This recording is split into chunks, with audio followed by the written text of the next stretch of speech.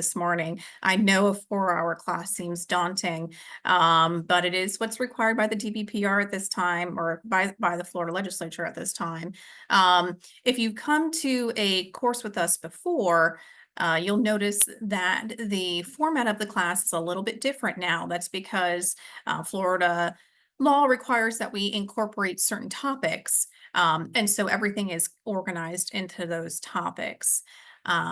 Like Jeff said, my name is Danielle Brennan. I'm a board certified specialist in condominium and plan development law here in K. Bender Rembaum's Palm Beach Gardens office. We do have other office locations. Andy Black, who will be joining us for the second half of this course, is out of our Pompano Beach office. Also board certified specialist in condominium and plan development law. We also have an office in Tampa, Orlando, and in Miami-Dade by appointment only. Notwithstanding that those are our office locations, we handle every condominium homeowners association issue throughout the state of Florida. With the advent of things such as Zoom, it makes all of that much easier. We are specialists in this particular area. Representing homeowners associations and condominium associations is what we do every day. And we wouldn't be able to say that we're specialists in it if it weren't true. So with that, I know that we have a lot of ground to cover.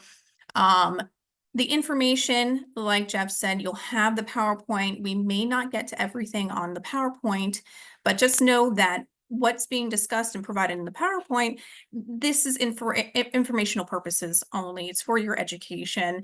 We're not providing legal advice. If you need legal advice, contact your association's attorney, okay? All right, so let me share my screen so that we can go ahead and get started.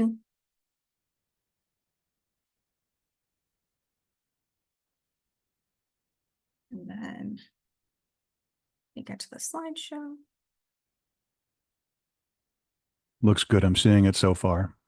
Okay, great. But we also see the notes that say next slide on the right. Next slide, all right. I wonder why it's doing that. Hold on. Just go up to display settings and I think that's what you need to do is just swap presenter and slideshow. There you go. Better? Now that's perfect. Okay, great. All right. All right, enjoy everybody. Here we go. Our 4-hour tour. 4-hour tour, yeah. All right. So here's a little bit more information. Our contact information, like Jeff said, you'll also get that at the very end of the presentation. So topic 1, we're going to cover one of the more complicated and controversial portions of recent legislation added to Chapter 718, which is our Condominium Act. So let's dive right in with milestone inspection requirements. So what is a milestone inspection? It's basically a structural inspection of the building, which includes those things that affect the structure, obviously, including our load-bearing elements, primary structural members, primary structural systems. And what do these things mean? Well, there's a short definition here for you. Structural element designed to provide support and stability for the vertical and lateral loads of the overall structure, and a primary structural system, an assemblage of those primary structural members. Who can perform the milestone inspection? Must be done by a licensed architect, a licensed engineer, or it can be done by a team of professionals with that engineer or architect acting as the registered design professional responsible for all of the work and the report signed by that qualified team member. The purpose of the milestone inspection is to attest to the life, safety, and adequacy of the building's structural components and, to the extent reasonably possible, determining the building's general structural condition as it affects building safety, including a determination of any necessary maintenance, repair, replacement of any structural component of the building. For those condominiums that are within counties that have, for example, that 40-year recertification requirement, it's very similar to that type of inspection. What the milestone inspection is not. It is not to determine if the condition of an existing building is in compliance with the Florida Building Code or Fire Safety Code. It's essentially looking at the existing condition of your building and determining whether or not it's structurally sound, as opposed to determining whether or not the manner in which the structure was constructed is in accordance with today's building code or with the fire safety code. So when does an association need this milestone inspection? I'm sorry, do they need a milestone inspection? Next, we'll talk about when we need it. So an owner or owners of a building, in this case, it would be the association, that is 3 stories or more in height, as determined by the Florida Building Code, and that is subject in whole or in part to the residential condominium of cooperative form of ownership. They have to comply with the milestone inspection requirements. Notice that residential is bolded and in all caps, because this will not apply to the non-residential. So like the commercial condominium will not be required to comply with the milestone inspection requirements. Also, there are other exclusions: single family, 2 family, 3 family, or 4 family dwellings with 3 or fewer habitable stories above ground. 4 family here is underlined because this is a new addition in the from the 2024 legislative session. For those mixed use and condominium hotels that we have there, the milestone inspection report has to be arranged by the residential association and any owner of any portion of the building which is not subject to the condominium or cooperative form of ownership.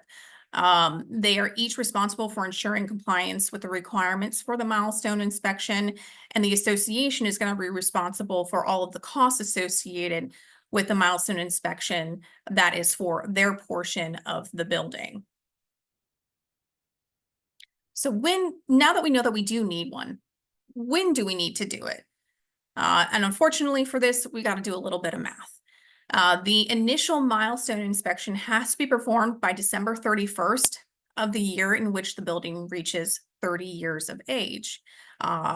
Obviously, our buildings are not natural things. So when do we determine the birth date of our building? Well, it's based on the date of the certificate of occupancy for the building. So you'll want to go and find that certificate of occupancy, look at the date, add 30 years, and put that on your calendar, and possibly even a year ahead of time, so that you know, okay, we need to do our milestone inspection. It's just a good practice to do, notwithstanding that you will get some notification from local government, which we'll talk about in a minute. If a building reached 30 years of age before July 1st, 2022, the initial milestone inspection must be performed before December 31st, 2024. So for those associations having a condominium building that reached that 30-year mark before July 1st, 2022, when this law initially became effective, you have a deadline impending. You really need to get your ducks in order for the milestone inspection. If a building reached 30 years of age after July 1st, 2022, and before December 31st, 2024, the building's initial milestone inspection must be performed before December 31st, 2025. So you do have a year or more. However, engineers and architects are all getting pretty backed up. So you may want to consider looking into getting someone in line to complete your milestone inspection. Once you have your initial milestone inspection done, then you have to perform another milestone inspection every 10 years. Now, although that 30 years old, being 30 years old is the general amount of time by which you have to have your milestone inspection completed, local enforcement agencies can require that the initial milestone inspection be performed by the end of your 35th year, based on local circumstances like being next to the ocean, or proximity at least to the ocean or salt water. So just note that if you're near the coast, then you may be subject to a shorter deadline in order to complete that initial milestone inspection. The local enforcement agency, excuse me, I am on a condo cert. Okay, baby. No calls, thank you. Thank you. Sorry about that. The local enforcement agency may extend the due date for the initial milestone inspection if there's good cause shown that it can't be completed timely.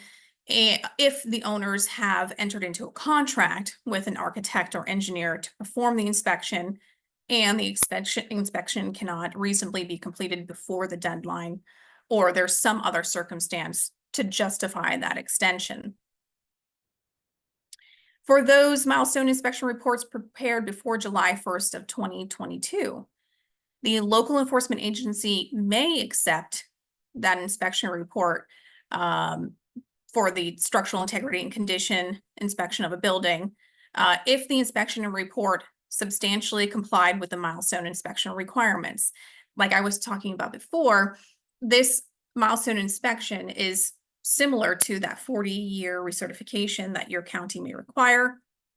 So this is likely referring to that type of inspection report. Regardless of when the inspection was completed, the association still has to comply with unit owner notice requirements, which we will discuss shortly. And if a previous inspection report is accepted by the local enforcement agency, then that inspection is deemed to be a milestone inspection for the purposes of satisfying this milestone inspection requirement. And the deadline for the building's subsequent 10-year milestone inspection is based on the date of the accepted previous inspection. Another date that you guys should add to your calendars. So now we've determined that we need a milestone inspection. What do we do next? Well, once it's determined that a building has to have a milestone inspection, the local enforcement agency must provide written notice of that requirement to the association and then to any owner of any portion of the building that's not subject to the condominium form of ownership if you're in one of those mixed-use condominium style or condominium hotel buildings. The association must then notify the unit owners of the required milestone inspection within 14 days after receipt of that written notice from the local government and provide the date that the milestone inspection has to be completed. So what is this milestone inspection on a more practical basis? Well, the milestone inspection consists of two different phases. We have phase one, which is our visual examination, and phase two, which could be destructive or maybe non-destructive testing of the building. So phase one of our milestone inspection, the architect or the engineer has to perform a visual examination of the habitable and non-habitable areas of the building. So like the units and the common elements, if you have like a pool or something like that, common facilities, including the major structural components of the building, and provide a qualitative assessment of the structural conditions of the building. The architect or the engineer who performs the phase one milestone inspection has to prepare and submit an inspection report. And it has to be completed within 180 days after receiving that notice from local government.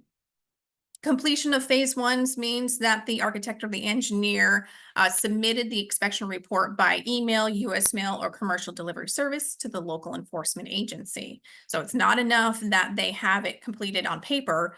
They have to provide it to the local enforcement agency within that 180 days.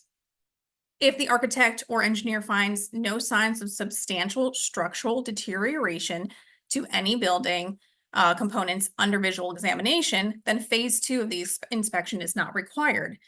But what is substantial structural deterioration? Well, it's substantial structural distress or substantial structural weakness that negatively affects a building's general structural condition and integrity. Unless that engineer or architect performing the inspection determines that surface imperfections are a sign of substantial structural deterioration, then that does not include surface imperfections like cracks, sagging, misalignment, signs of leakage, peeling of the paint. Those may or may not be an indication of that deterioration, but that will be determined by the engineer or the architect performing the phase 1 milestone inspection.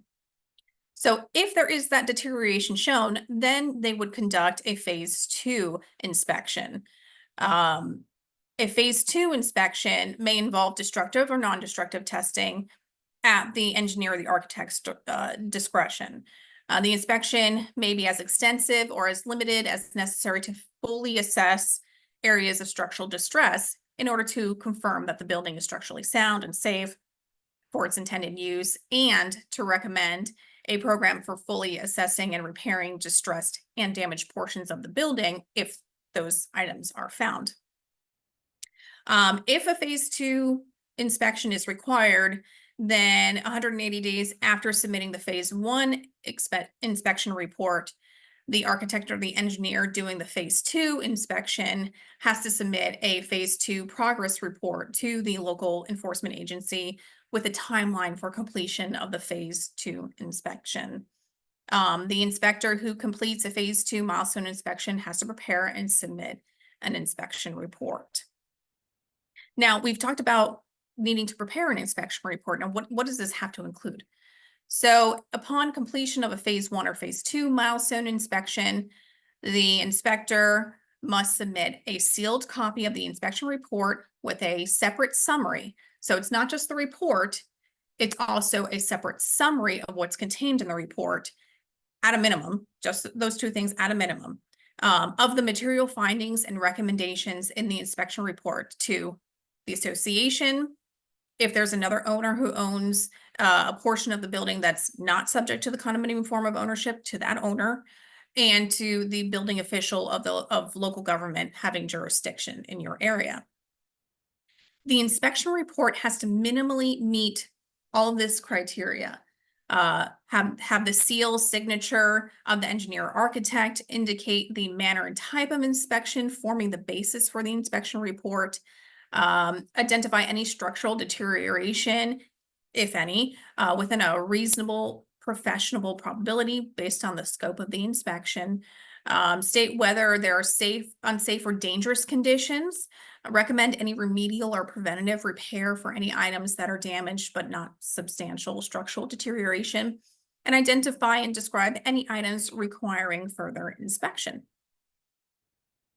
Now that we have our milestone inspection and our summary in hand, what do we do with it? So within 45 days after receiving that information, the association has to distribute a copy of the summary to each unit owner by US mail or personal delivery to the owner's mailing address, or you can do it by email to those owners who consented in writing to receive electronic notices. You have to provide the summary regardless of what the inspector finds, be it good or bad, must be provided to the unit owners. You must also post a copy of the inspector prepared summary in a conspicuous place on the property and publish the full report and the summary on the association's website if you're required to have a website. And we'll go over the website requirements in a little bit. A board of county commissioners or the municipal governing body can adopt an ordinance requiring that repairs for that substantial structural deterioration be scheduled or commenced within a specified time frame after local government receives the phase 2 inspection report. Regardless of whatever that might be, the repairs must be commenced no later than a year after receiving the report. So definitely want to make sure that you're checking with local government requirements on that to ensure that you're meeting their timeline. If the owner of the building fails to submit proof that repairs have been scheduled or have been commenced for substantial structural deterioration identified in a phase 2 inspection report within the required time frame, then local government has to review and determine if the building is unsafe for human occupancy, which we certainly don't want to be getting to that point, because then we will have to get residents out of units. What happens if the association fails to obtain the milestone inspection? Well, if the officers or directors of an association willfully and knowingly fail to have a milestone inspection performed, such failure is a breach of their fiduciary duty. So this is serious business, guys. There's going to be individual director and officer liability here if it's found to be willful and knowing. A local enforcement agency can prescribe timelines and penalties with respect to compliance with the milestone inspection requirements. So today, we're talking about Florida state law, but there are certainly other requirements that local government, for example, your county, more likely than anything, that may impact your milestone inspection timeline and the repair timeline. These are the requirements that this legislation places on the Florida Building Commission. By December 31st of 2024, the commission has to adopt rules establishing a building safety program for the implementation of the milestone inspections within the Florida Building Code. And this program must minimally include inspection criteria, testing protocols, standardized inspection and reporting forms that are adaptable to an electronic format, and record maintenance requirements for the local authority. So now that we've discussed a little bit about these the milestone inspection report requirements, let's talk about structural integrity reserve studies, which are not the same thing, although they sound quite similar. So if they're different, what is a structural integrity reserve study? A structural integrity reserve study, which you might hear some attorneys refer to as CEUs. Some may refer to it as CERS, but CEUs, I think, is the more common way that they use the acronym there, pronounce the acronym, is a study of reserve funds required for future major repairs and replacements of, at a minimum, these items as related to the structural integrity and safety of the building. You may also hear attorneys refer to these as little g or like baby g items. Roof, structure, including load-bearing walls and other primary structural members and primary structural systems. Those terms should sound familiar to you because it's also from the milestone inspection requirements. Fireproofing and fire protection systems, plumbing, electrical systems, waterproofing and exterior painting, windows and exterior doors, if they're maintained by the association, and any other item that has a deferred maintenance expense or replacement cost that exceeds $10,000, and the failure to replace or maintain such item negatively affects the structural items listed above. So some of these may sound familiar to you as well, based upon what you know concerning reserves for a condominium association prior to the initiation of the structural integrity reserve, right? Exterior painting, roof replacement, items having a value of replacement or deferred maintenance value over $10,000. These things are carried over into the structural integrity reserve study, but only specific as to protecting the structure. So what the painting here is with reference to protecting the envelope of the building. So do we need a structural integrity reserve study? Not everyone does. A residential condominium association must have a structural integrity reserve study completed at least every 10 years after the condominium's creation for each building on the condominium property that is 3 stories or higher in height, as determined by the Florida Building Code. So if your building is less than 3 stories, you're not going to be subject to the structural integrity reserve study or the reserve requirements. If you are 3 stories or higher, you are subject to these requirements, and you have to have one completed every 10 years. And there is a deadline for the initial completion. There are certain exclusions. Like I said, less than 3 stories in height, single family, 2 family, or 3 family dwellings with 3 or fewer habitable stories above ground. Note here that they did not add that 4 family dwelling like they did for the milestone inspection.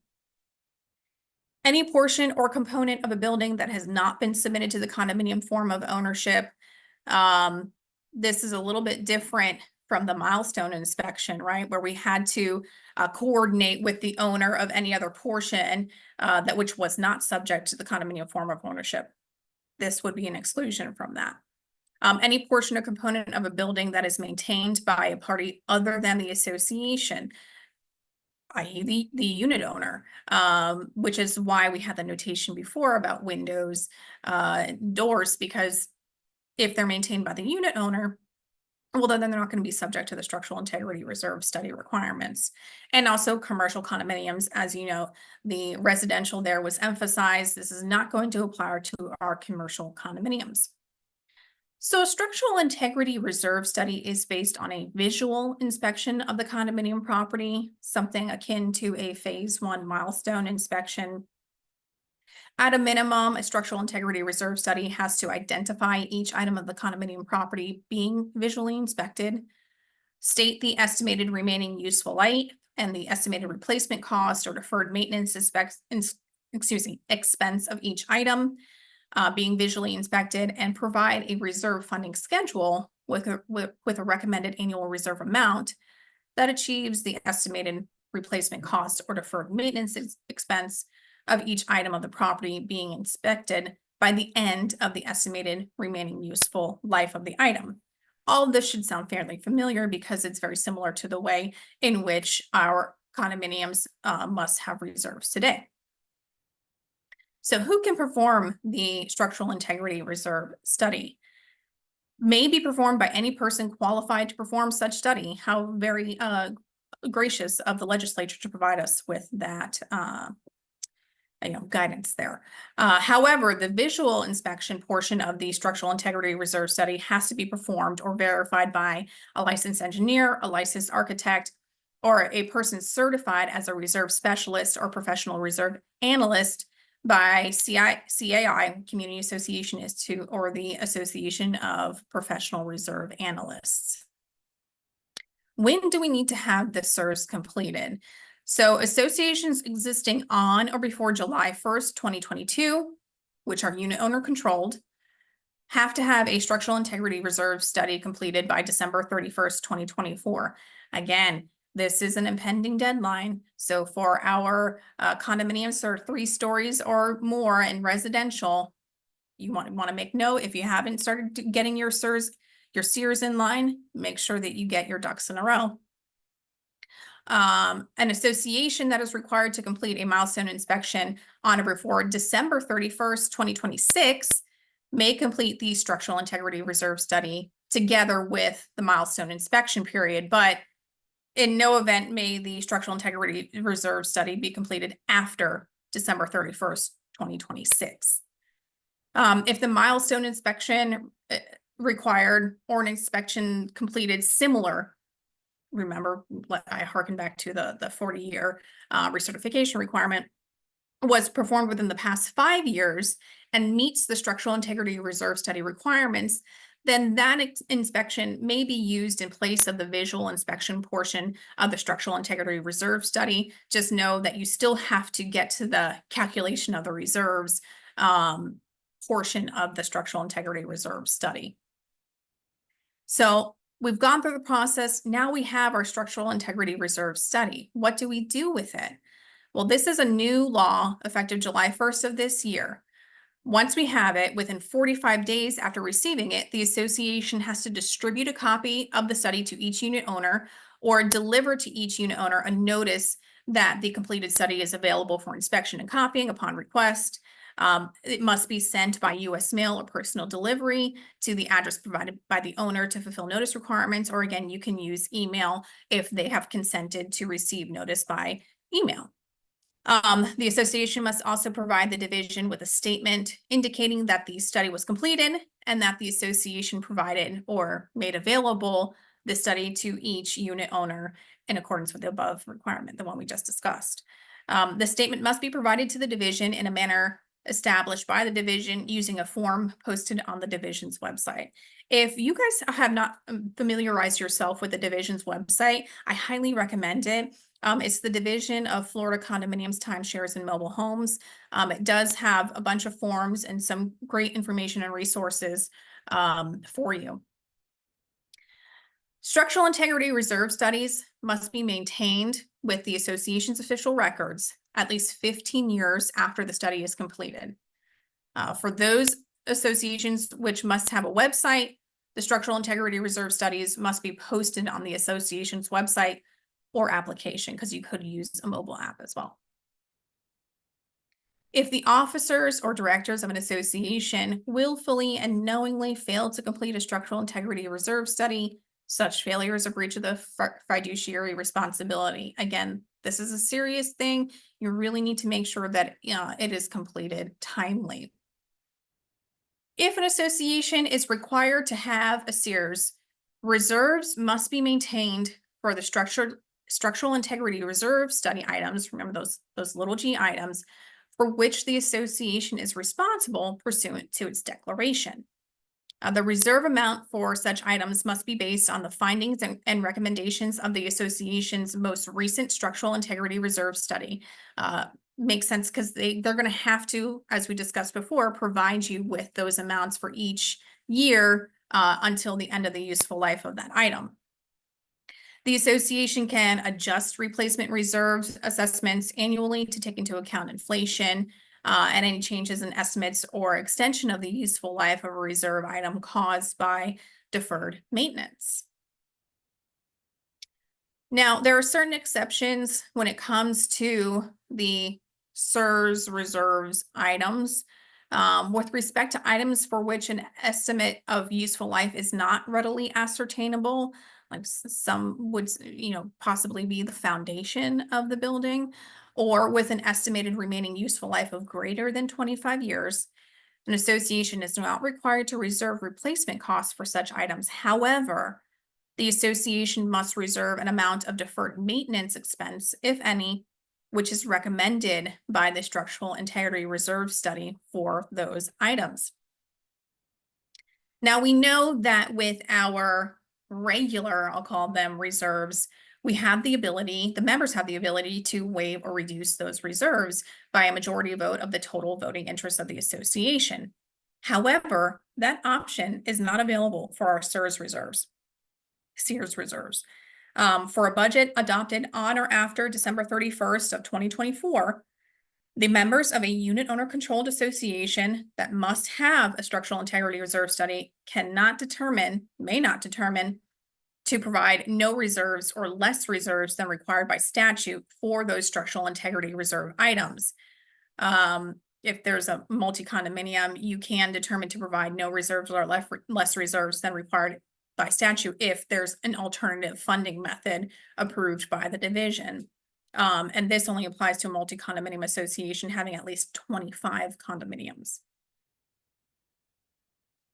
Reserve funds and any interest accruing on those reserve funds must remain in the reserve account or accounts if you have multiple, and may only be used for authorized reserve expenditures unless they're used for other purposes as approved in advance by a majority of all the voting interests. However, not for our CEUs. For a budget adopted on or after December 31st, 2024, members of a unit owner controlled association that must obtain a structural integrity reserve study may not vote to use reserve funds or any interest on those reserve funds for any other purpose than the replacement or deferred maintenance costs of those structural integrity reserve items. So the reserve funds for those structural integrity reserve study items, those are sacrosanct. You cannot touch them except for those items. Now, pooling, this isn't something that's necessarily covered by Florida statute directly. However, in general, pooling of the existing line item reserves requires approval of a majority of all the total voting interests, not a majority of a quorum, being that we're essentially using the vote to use reserves for other items in order to do the pool.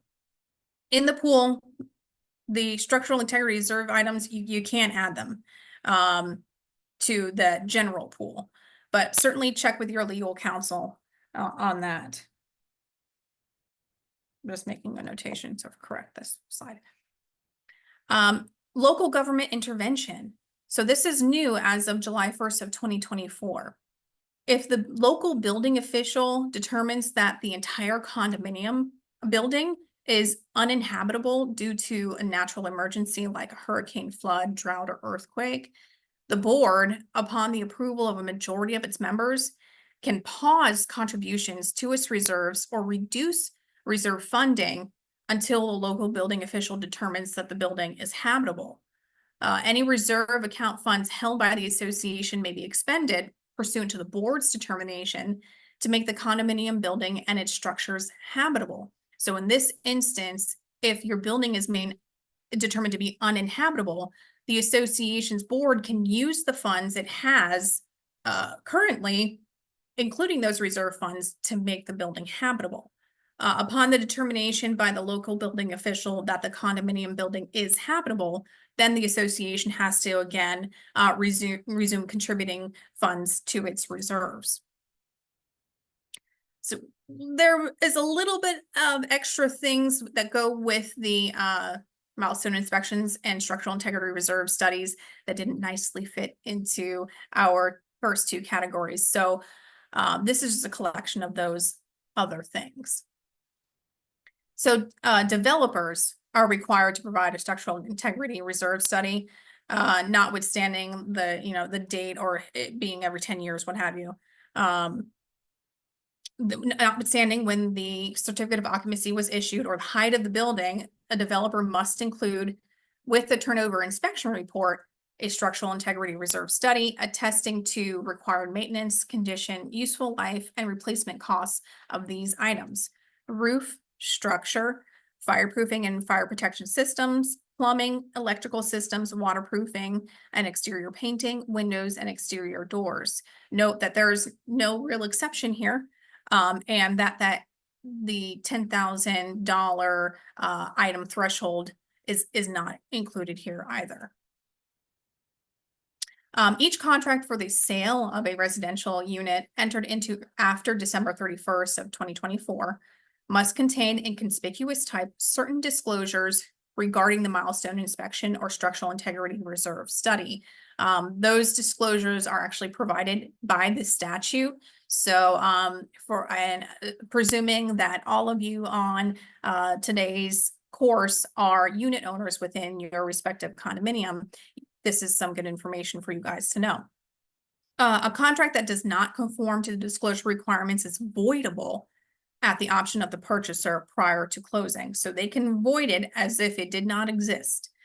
If an association is not required to have a milestone inspection or a structural integrity reserve study, each contract for the sale of a residential unit entered into after December 31st, 2024 must contain, again in conspicuous type, a statement indicating that the association is not required to have a milestone inspection or a structural integrity reserve study as appropriate.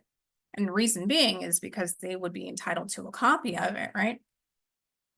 If the association is required to have a milestone inspection or a structural integrity reserve study and has not completed it by has not completed the inspection or the study, each contract for the sale of a residential unit entered into after December 31st, 2024 must contain a conspicuous type a statement indicating that the association is required to have a milestone inspection or a structural integrity reserve study and has not completed that inspection or study.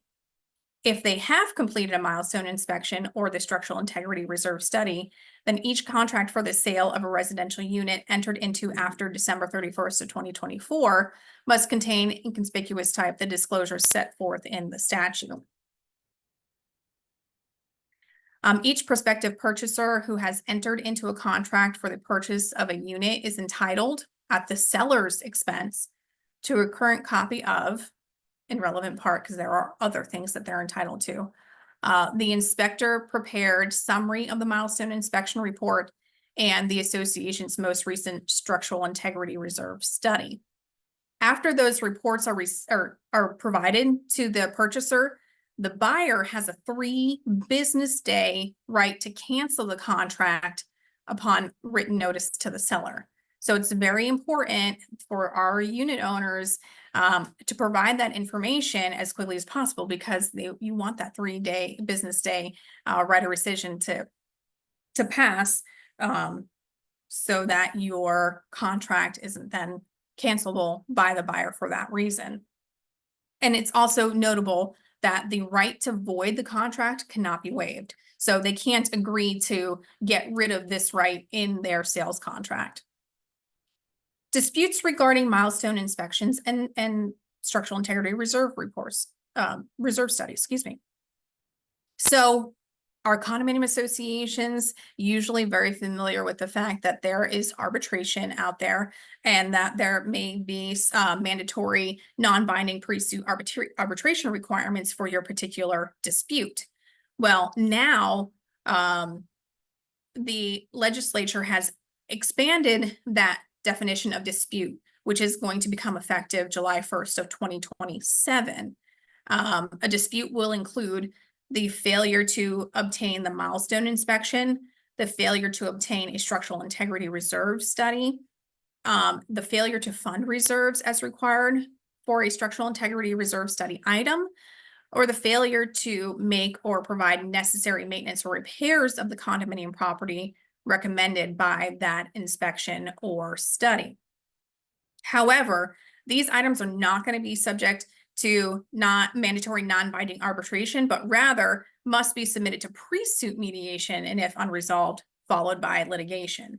Now, the addition of the pre-suit mediation was also fairly recent. These are all within the same statute of the term, of arbitration and mediation, alternative dispute resolution.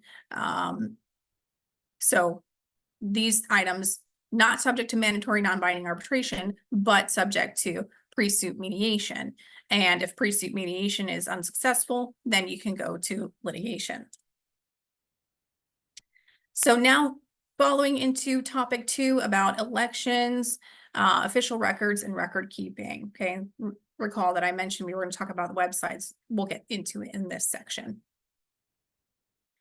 For elections, when do we need an election?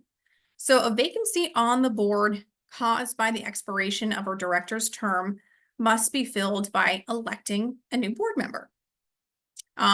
If there's a vacancy before the expiration of a term, like with resignation or disqualification, the vacancy is filled by the vote of a majority of the remaining directors, even if the remaining directors constitute less than the quorum, or there's only one remaining director, or the board can hold an election to fill that vacancy. Just note that this method of filling vacancies between term is not applicable by recall. Recall has its own vacancy filling requirements. So what's our election timeline? Just keep these numbers in mind: 60, 40, 35, 14. Not less than 60 days before an election, the association has to mail, deliver, or email to each owner entitled to vote a first notice of the date of the election. Reminder that using email as a method of providing notice, you have to have consent from the owner. Any unit owner or other eligible person desiring to be a candidate for the board has to give their written notice of that intention not less than 40 days before the election.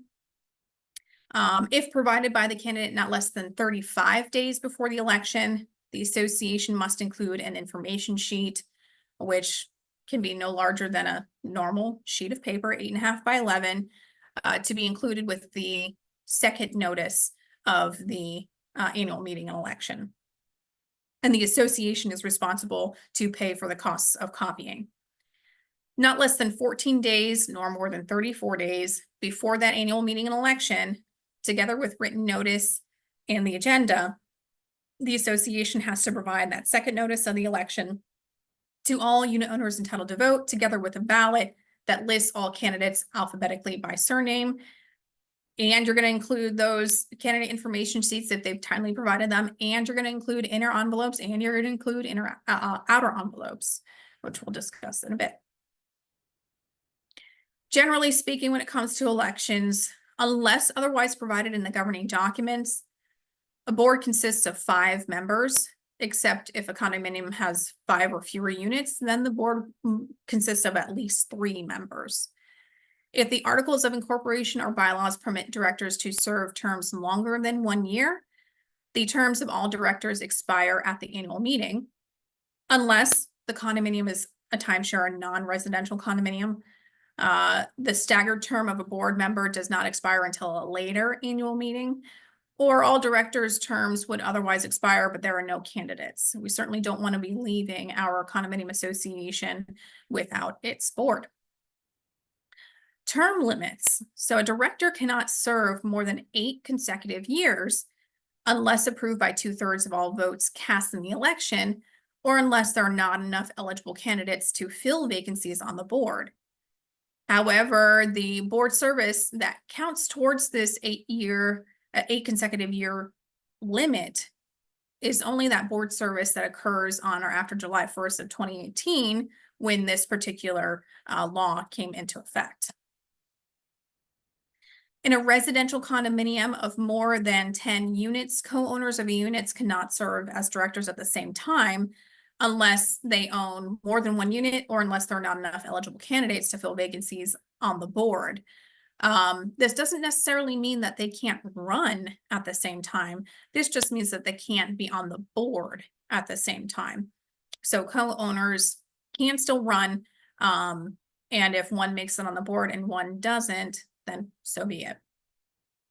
An election by acclamation is essentially a fancy term for board candidates being seated on the board if the number of vacancies equals or exceeds the number of candidates. So if you don't have enough candidates to actually, let's say you have 3 seats open, and you only have 3 people running, well, you're not going to need to do balloting because those 3 candidates would just be seated on the board. There's no quorum requirement to hold an election. However, at least 20% of the eligible voters have to cast a ballot in order to have that valid election. If you're going to be conducting other business at your annual meeting, well, then you would need a quorum for that, which would be your 50% of the total voting interest of the members present. Elections are decided by a plurality of the ballots cast, meaning those candidates that receive the most votes are elected to the board. Ballots, sign-in sheets, voting proxies, and all other papers related to voting by owners have to be maintained among the association's official records for a period of 1 year from the election, vote, or meeting to which the document relates, or the next election if it's later, for example, if you have staggered terms. Any challenge to the election process must be commenced within 60 days after the election results are announced. If there is no challenge raised within that 60 days and someone is dissatisfied with someone on the board, someone being on the board, then you would have to initiate a recall. So who is eligible to be a candidate for the board?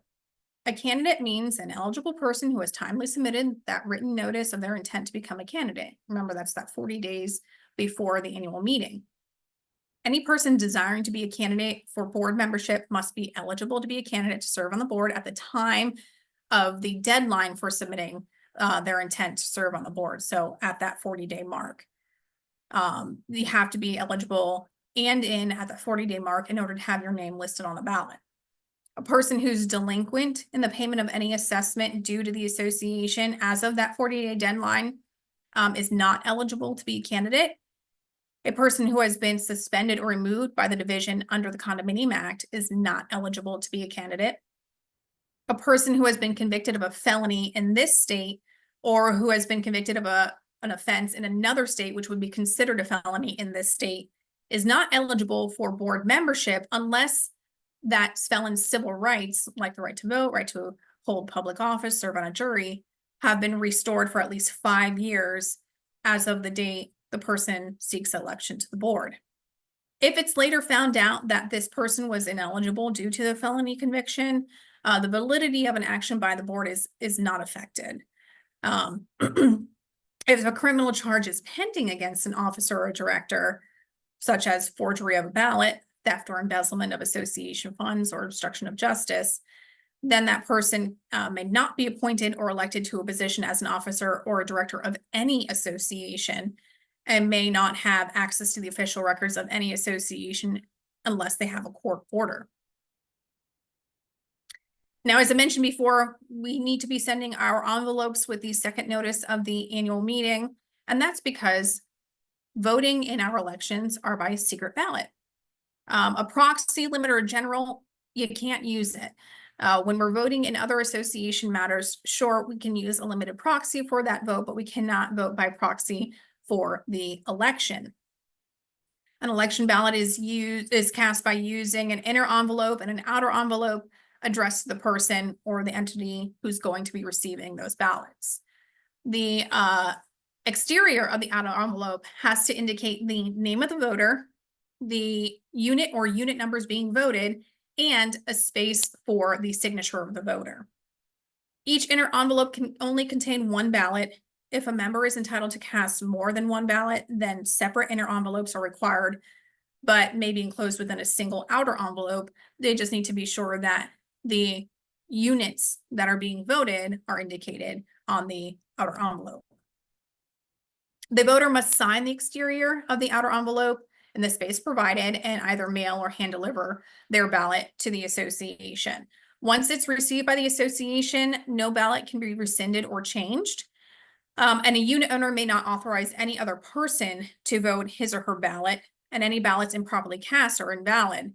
A unit owner who violates this provision may be fined by the association. So because we're doing secret balloting where the owner fills out the ballot, puts it in, and mails it away, you're not having that proxy type style of voting where somebody else is doing the voting for you. A unit owner who needs assistance in casting their ballot for disability reasons, possibly blindness, inability to read or write, is entitled to obtain that assistance. As I mentioned before, on our outer envelope, we've got to have the name of the voter, identification of the units, and the voter signature. We need to be verifying that outer envelope information prior to opening up any of the envelopes at the election. Now, the association can verify the information before the election by noticing a meeting of an impartial committee consisting of members who are not current board members, officers, candidates for the board, or any of their spouses. This particular meeting has to be open to all members, noticed in a manner similar to a board meeting with that 48 hours notice conspicuously posted on the condominium property. And it has to be held on the same day as the election. So if your election is in the evening, you can hold this in the afternoon or in the morning. But if you are having your election in the morning, well, I hope you have some early birds who are willing to get together to do the impartial committee's verification of outer envelopes prior to your election.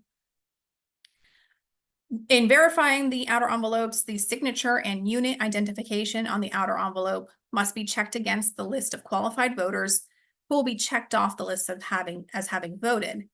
Any outer envelope not signed by the eligible voter must be marked disregarded, or you can use some other word. And any ballots contained in that envelope are not counted. Fraudulent voting activities. So a person who engages in fraudulent voting activity related to an election commits a first-degree misdemeanor. This includes using threats, bribery, or intimidation related to voting or casting a ballot. Forgery of a ballot envelope or voting certificate used in a condominium association election is punishable as a third-degree felony. Now, we were referencing before the double envelope system for our condominium voting in the election, and this is very typical. However, you do have the option to put together electronic voting. An association can use an online voting system for all owner votes if the owner consents electronically or in writing to online voting, which is valid until that owner opts out of online voting. An owner voting electronically is counted toward that quorum. The use of electronic voting has to be established by a board resolution made at a board meeting noticed at least 14 days before the meeting by mail delivery or electronic transmission and posted on the condominium property, evidenced by an affidavit. So before you can take advantage of electronic voting, the board needs to pass this resolution at this meeting that has to be board meeting that has to be noticed at least 14 days in advance in a manner similar to a membership meeting. The resolution has to provide that owners will receive notice of the opportunity to vote through the online voting system, establish reasonable procedures and deadlines for owners to provide their written consent, and establish reasonable procedures and deadlines for owners to opt out of online voting. If online voting is used, the association has to provide each owner with a method to authenticate their identity, ensure the secrecy and integrity of the election ballots, and a method to confirm at least 14 days before the voting deadline that the owner's device can communicate with the online voting system. Now, as far as the online voting system requirements go, the association must use an online system that is able to authenticate the owner's identity, authenticate the validity of their electronic vote, transmit a receipt to each owner who casts a vote online, and permanently separate any authentication or identifying information from the electronic ballot. Again, this is something that we need to keep secret, so that's why it needs to do that.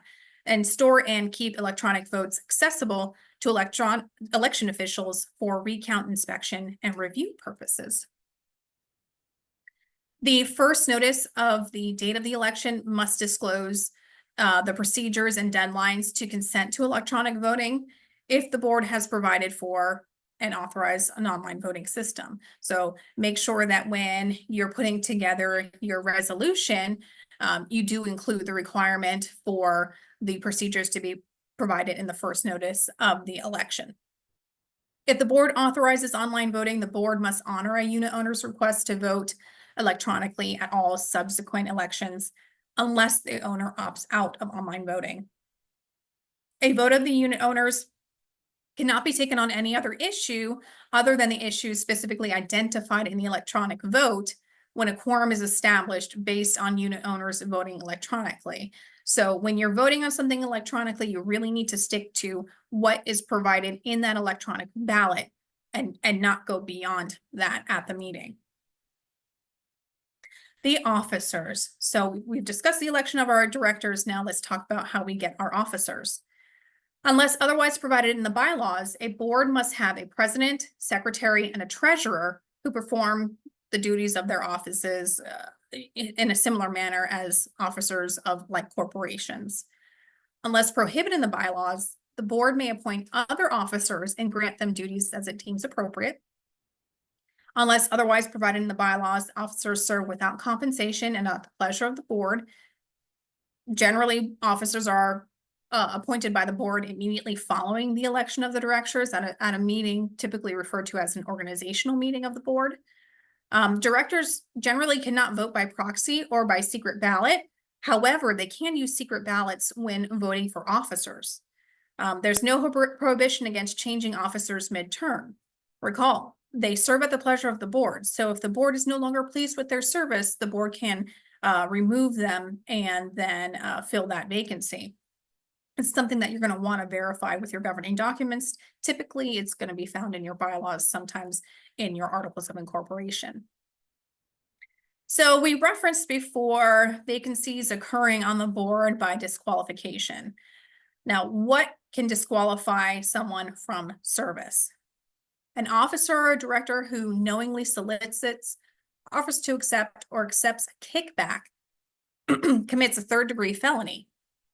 Again, more criminal consequences here.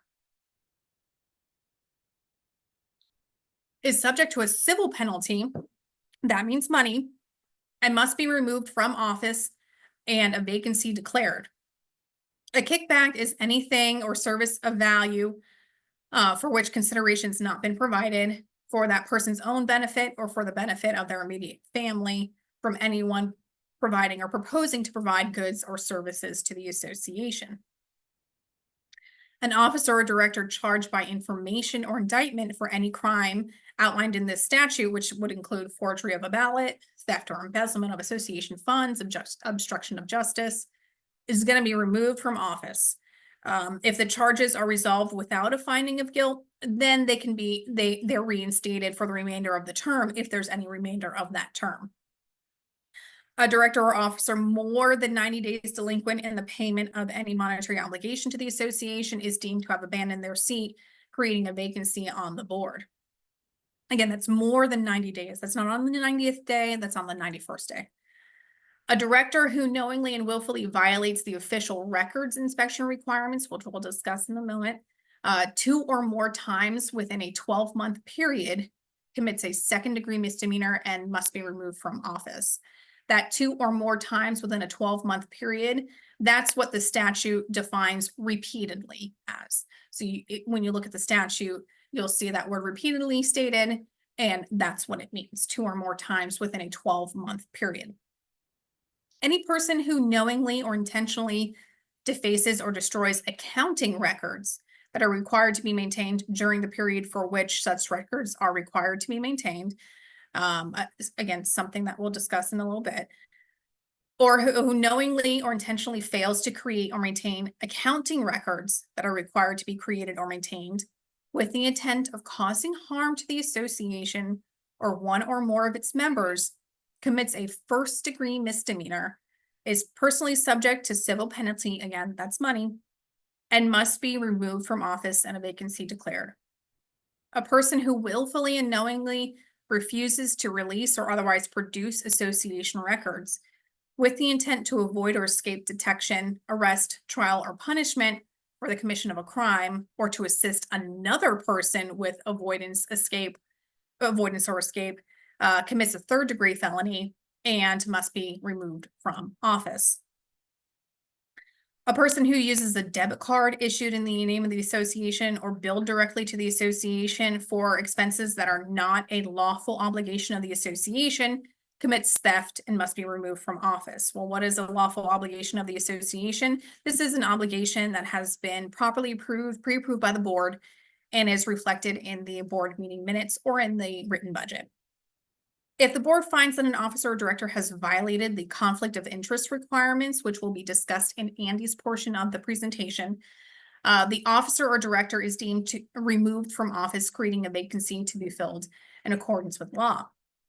A director who fails to timely file the written certification and educational certificate, which is what you guys are doing today, is suspended from service on the board until he or she complies with this requirement.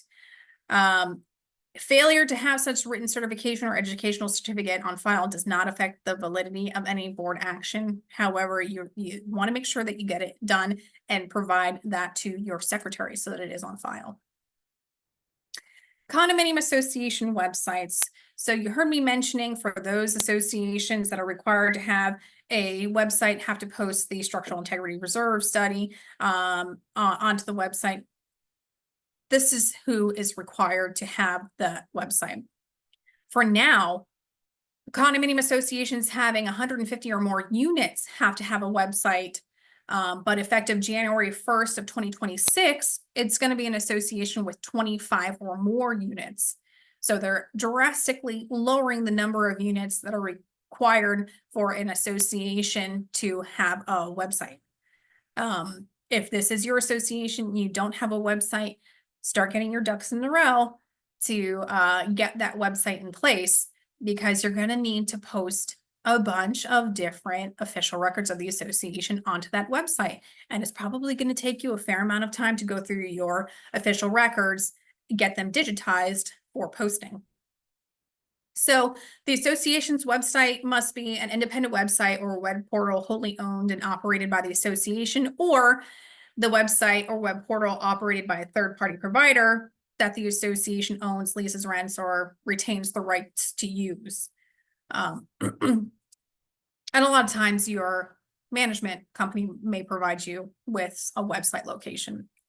The association's website must be accessible through the internet and must contain a subpage, web portal, or other protected electronic location that's inaccessible to the general public and accessible only to unit owners and employees of the association. You're going to have to set up something where they can have a username and a password and access to protected sections of the association's website that contain notices, records, or documents that have to be electronically provided. So a current copy of the following documents must be posted on the website. Recorded declaration of condominium, bylaws, and all amendments to those documents, the articles of corporation as they're filed with the Department of State Division of Corporations, other documents creating the association and all amendments thereto, the rules of the association, a list of all executory contracts or documents to which the association is a party or under which the association or the owners have an obligation. And after bidding for the related materials, equipment, or services has closed, then you have to have a list of the bids received by the association within the past year. Summaries of bids for materials, equipment, or services which exceed $500 must be maintained on the website or the application, the app, for 1 year. In lieu of summaries, you can provide complete copies of the bids. The annual budget and any proposed budget to be considered at the annual meeting must be posted. Financial report, any proposed financial report be considered at a meeting. The certification of each director. So that certificate that you receive after having attended this course will need to be posted on your website. All contracts or transactions between the association and any director, officer, corporation, firm, or association that is not an affiliated condominium association or any other entity in which an association director is also a director or officer and may be financially interested, those conflict of interest type contracts, those need to be posted onto your website. Any contract or document regarding a conflict of interest or possible conflict of interest. So even those proposed. Notice of any board meeting, the agenda, and any other document required for the meeting must be posted no later than the date required for the notice. So if your governing documents don't require that a copy, for example, of the rules and regulations being considered by the board at a board meeting be provided to the unit owners prior to the board meeting, but you're still going to have to do it if you're required to post on the website. So they will be entitled to have a copy of those proposed rules prior to the board meeting via the website. The notice of any unit owner meeting and the agenda for the meeting not later than 14 days before the meeting. The notice has to be posted in a place on the website or the application or on a separate subpage labeled notices, which is conspicuously visible and linked on the front page. So you need to make this quite obvious for your unit owners to find. The association must also post on its website or the app any document to be considered and voted on by the owners during the meeting, or any document listed on the agenda at least 7 days before the meeting at which the document or information with the document will be considered. For example, maybe you're contemplating doing some type of material alteration. Those documents that are being voted upon by the membership, you would need to post with at least 7 days before that meeting. You'll have to post the most recent structural integrity reports study, as well as all inspection reports related to the structural or life safety inspection of the condominium property, i.e. your milestone inspections you're going to have to post.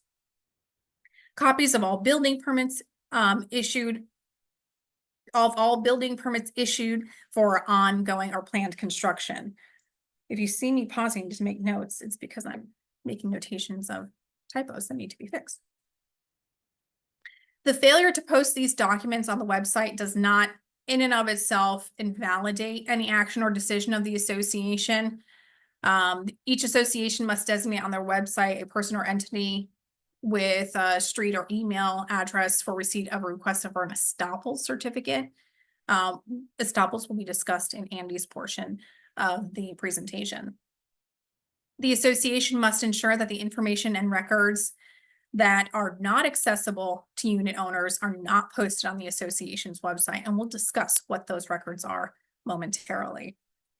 If protected information or information restricted from being accessible to unit owners is included in documents that are required to be posted on the website, the association must ensure the information is redacted before posting the documents. So not only are you going to be required to digitize your documents for posting, but you also have to go through them to see if there's any protected information. And if there is, then you'll have to redact it. However, in complying with the posting requirement, there's no liability for disclosing information that is protected or restricted unless the disclosure was made with a knowing or intentional disregard of the protected or restricted nature of such information. As you heard me say, you can say website or app or application. Instead of posting the required documents on a website, the association can use an app, an application that can be downloaded on a mobile device. The downloadable app must meet all other requirements imposed on a website by the statute. So diving right into official records, because these are the records that you need to have maintained by the association and may have to have posted onto your association's website. Again, right now it's 150 units, will be 25 units as of 2026. So the official records are comprised of, you name it, plans, permits, warranties, items provided by the developer, all of your governing documents, a certified copy of the articles of incorporation, meeting minutes, your unit owner roster, insurance policies, financial records, accounting records, management agreement, bill of sale for property owned by the association, your current question and answer sheet. It's surprising to me how many association boards don't know that there is a question and answer sheet that you are required by law to have and annually update. If you don't know what I'm referring to when I say question and answer sheet, you should definitely link up with your association attorney to get that answer sheet in place and make sure that it is updated annually. There is a form provided by the Division of Florida Condominiums, Timeshares, and Mobile Homes on their website for this. So please do make sure that you have that and are updating it annually. A copy of all inspection records, bids, affirmative acknowledgements.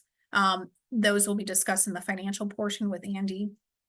Copy of all building permits, your educational certificate that you'll receive from having attended this class, and all other written records not specifically included by statute that relate to the operation of the association. So, like I said, you name it, it's going to be part of the association's official records. Now, all official records have to be maintained for at least 7 years. However, there are some exceptions to this 7-year requirement, be it a longer period or a shorter period. The following records have to be permanently maintained from the inception of the association. These are our plans, permits, warranties, and other items provided by the developer, a copy of the recorded declaration, the recorded bylaws and amendments to those documents, a certified copy of the articles of incorporation and the amendments to those articles, a copy of the current rules and all meeting minutes. Your CEUs and all inspection reports have to be maintained for 15 years, recall. Bids for work to be performed or for materials, equipment, or services must be maintained for at least 1 year after receipt of the bid. And ballot sign-in sheets, voting proxies, and all other papers and electronic records related to voting have to be maintained for 1 year from the date of that vote, as we discussed with the elections. The official records must be maintained in an organized manner that facilitates inspection of the records by a unit owner. So if your official records are just smattered and just in a box somewhere, you're going to want to go through them and make sure that they are organized. If the official records are lost, destroyed, or otherwise unavailable, the obligation to maintain the official records includes a good faith obligation to obtain and recover those records as is reasonably possible. We have our official records so that they can be inspected and copied by members, right? So after receipt of written request by the board or its designee, the official records must be made available to an owner and the owner's authorized representative within 10 business days and 45 miles of the condominium or the county in which the condominium is located. Renters do have the right to inspect and copy, but it's limited to the declaration of condominium, the bylaws, the rules, and all inspection reports. The association may comply with the inspection requirements by having a copy of the official records available for inspection or copying on the condominium property or the association property. Offering the option of making the records available to a unit owner electronically on the internet. If the records are posted on the association's website or the application, the association can fulfill its obligations by directing the owner to the website or the application, which has been a great addition to the Condominium Act. Allowing the records to be viewed on electronic format on a computer screen and printed upon request. If you have a computer available wherever they're doing the inspection of the records and you have these records saved electronically on a server somewhere, they can look at them electronically on that computer, so long as they're able to print them out.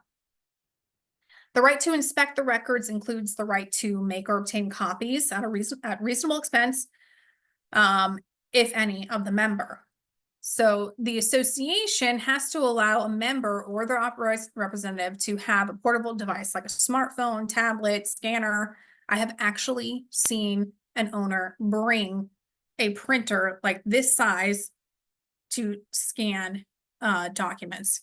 You have to allow them to do that free of charge so that they can make an electronic copy of those official records in lieu of the association providing a physical copy of the records. The association must maintain an adequate number of copies of the declaration, articles of incorporation, bylaws, and all amendments to those documents and the current rules. The question and answer sheet, again, question and answer sheet, become familiar with it, make sure it's updated annually.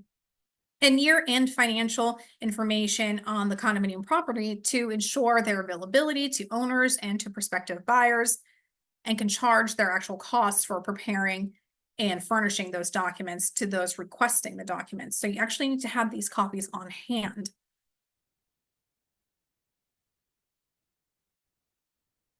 Inspection and copying checklists. This is a brand new law effective July 1st of this year.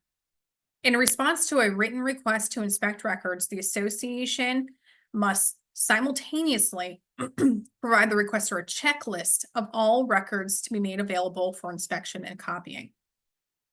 The checklist must also identify any of the association's official records that were not made available to the requester. Excuse me. An association must maintain this checklist for 7 years. An association delivering a checklist pursuant to this requirement creates a rebuttable presumption that the association has complied with its obligations. Official records rules. An association may and absolutely should adopt reasonable rules regarding the frequency, time, location, notice, and manner of records inspections and copying. Okay. The only thing they can't do, you cannot require an owner to show any proper purpose for the inspection or state any reason for the inspection. Now, we saw the long list of things that would be included within the association's official records. However, not everything is accessible to members for inspection and copying. These are those records. Records protected by the attorney-client privilege or the work product privilege relating to litigation or adversarial administrative proceedings such as the arbitration. Information obtained by an association in connection with the approval of the lease, sale, or other transfer of a unit, if that is authorized by your declaration. Personnel records of the association or its management company's employees, like disciplinary, payroll, health insurance records.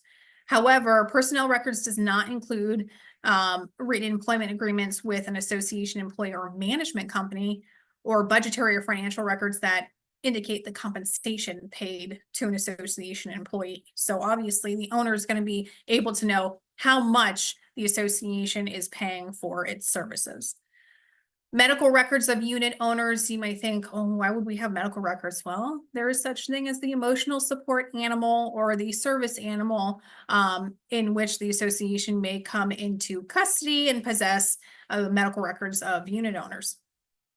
Electronic security measures that are used by the association to safeguard data, including passwords, and software and operating system used by the association, which allow manipulation of data, even if that owner owns a copy of that same software used by the association.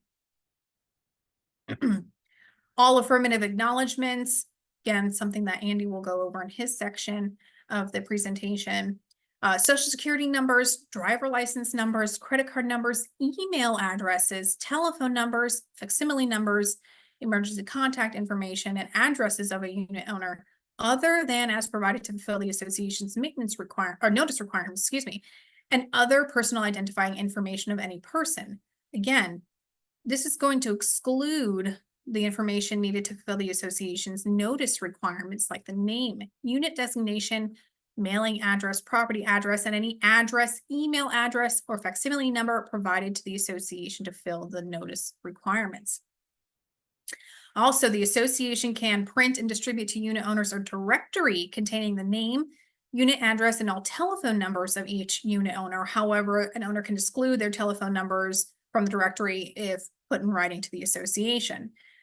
The association is not going to be liable for the inadvertent disclosure of this information if the information is included on an official record of the association and is voluntarily provided by an owner and not requested by the association. An owner can consent in writing to the disclosure of other contact information not otherwise accessible to unit owners. So, for example, an email address, if they and don't use the email address for notice purposes, but they want people to be able to contact them via email, they can certainly provide consent in writing to the association to disclose the email address. The association must ensure that the records not accessible to unit owners are not posted on the association's website or mobile application. If protected or inaccessible information is included in documents that are required to be posted on the website or the application, the association, again, must redact this information before posting the documents. The association or its agents not liable for disclosing protected or inaccessible information unless that disclosure was made with a knowing or intentional disregard of the protected or restricted nature of that information. The association is not responsible for the use or misuse of the information provided to the association member or to their representative in compliance with the Condominium Act, unless the association has an affirmative duty not to disclose that information under the Condominium Act. So you want to be sure that those records that are not accessible to members are not being provided to members. Otherwise, you could have some liability there with regard to misuse of that information. However, if someone uses something, misuses information obtained by an official records request to which the association was required to provide that access, the association is not going to be responsible for that misuse. Again, the association can adopt rules and regulations governing official records requests and inspection and copying. However, we can't require they state a purpose for their inspection. So clearly, if we can't know what it is that they're doing the inspection for, we're not going to be responsible for what they do with that information once they have it. A little bit about the attorney-client privilege. Any record protected by the lawyer-client privilege, as described in this section, and any record protected by the work product privilege, including any record prepared by an association attorney or at the attorney's express direction, which reflects a mental impression, conclusion, litigation strategy, or legal theory of the attorney or the association, and which was prepared exclusively for civil or criminal litigation or for adversarial administrative proceedings. Again, administrative proceedings, think arbitration, or which was prepared in anticipation of such litigation or proceedings until the conclusion of the litigation or proceedings. Correspondence, letters, emails from the association's lawyer remains privileged unless the board votes to waive the privilege. Only the board can waive the attorney-client privilege, not the lawyer. What happens in the event the association fails to timely provide access to the official records? The association's failure to provide access to those records within 10 business days after receipt of a written request creates that rebuttable presumption that the association willfully failed to comply. Notice that it's a written request. It doesn't have to be sent in a particular manner. It doesn't have to be sent by a certified mail, for example. It could be, written on a napkin and provided to the association. That would be deemed written request. A unit owner who is denied access to official records is entitled to actual damages or minimum damages for that willful failure to comply. And minimum damages are $50 per day for up to 10 days, calculation beginning on the 11th working day after receipt of the request. The failure to permit inspection entitles any person prevailing in an enforcement action to recover reasonable attorney's fees from the person in control of the records who directly or indirectly knowingly denied access to those records. A director or manager who knowingly, willfully, and repeatedly, meaning 2 or more violations in a 12-month period, fails to provide access to the official records commits a second-degree misdemeanor and must be removed from office. The refusal to allow inspection or copying of the official records that is accessible to the unit owners within the time periods required by law in furtherance of a crime is punishable as tampering with physical evidence or as obstruction of justice. Some other official records offenses. Any person who knowingly or intentionally defaces or destroys accounting records that are required to be maintained during the period for which the records are required to be maintained, or who knowingly or intentionally failed to create or maintain accounting records that are required to be created or maintained with the intent of causing harm to the association or to one or more of its members commits a first-degree misdemeanor, is personally subject to a civil penalty and must be removed from office. Should sound familiar to you because it is something that we covered with regard to the board. Any person who willfully and knowingly refuses to release or produce records with the intent to avoid escape, arrest, or helps someone to do that, that's a third-degree felony and must be removed from office. Again, this is a recap of something we discussed earlier. And the destruction of an official record in furtherance of any crime is punishable as tampering with physical evidence or as obstruction of justice. Excuse me. An outgoing board or committee member must relinquish all official records and property of the association in their possession or under their control to the incoming board within 5 days after the election. An outgoing board or committee member who willfully and knowingly fails to do so is subject to civil penalty imposed by the division, being the Division of Florida Condominiums, Timeshares, and Mobile Homes. Danielle, before you go on, have a Yes. drink of water. Yeah, my throat's And killing. I just want to remind any of our latecomers that just so you're not shocked or surprised, we announced a few times at the beginning. We also had it on our welcome screen before we started the webinar. You must be here the entire time. You must have been here on time, and you must stay the entire time and fill out the evaluation later on that we'll put into the chat in order to receive your attendance certificate. So I just didn't want anybody to be surprised or shocked. We're not trying to make your lives difficult. It's just the new strictness of the division and the DBPR. They provide the certificates, and we have to send them all of the attendance sheets, so they will know. So just keep that in mind. Danielle has about 20 minutes to 30 minutes more to go. Then we'll take a short break, and we'll welcome Andy. Well, actually, I must be speaking too quickly because I'm at the end of my 2 sections. So I don't know if you want to take the break now and then come back at whatever you want to do, Jeff. I will.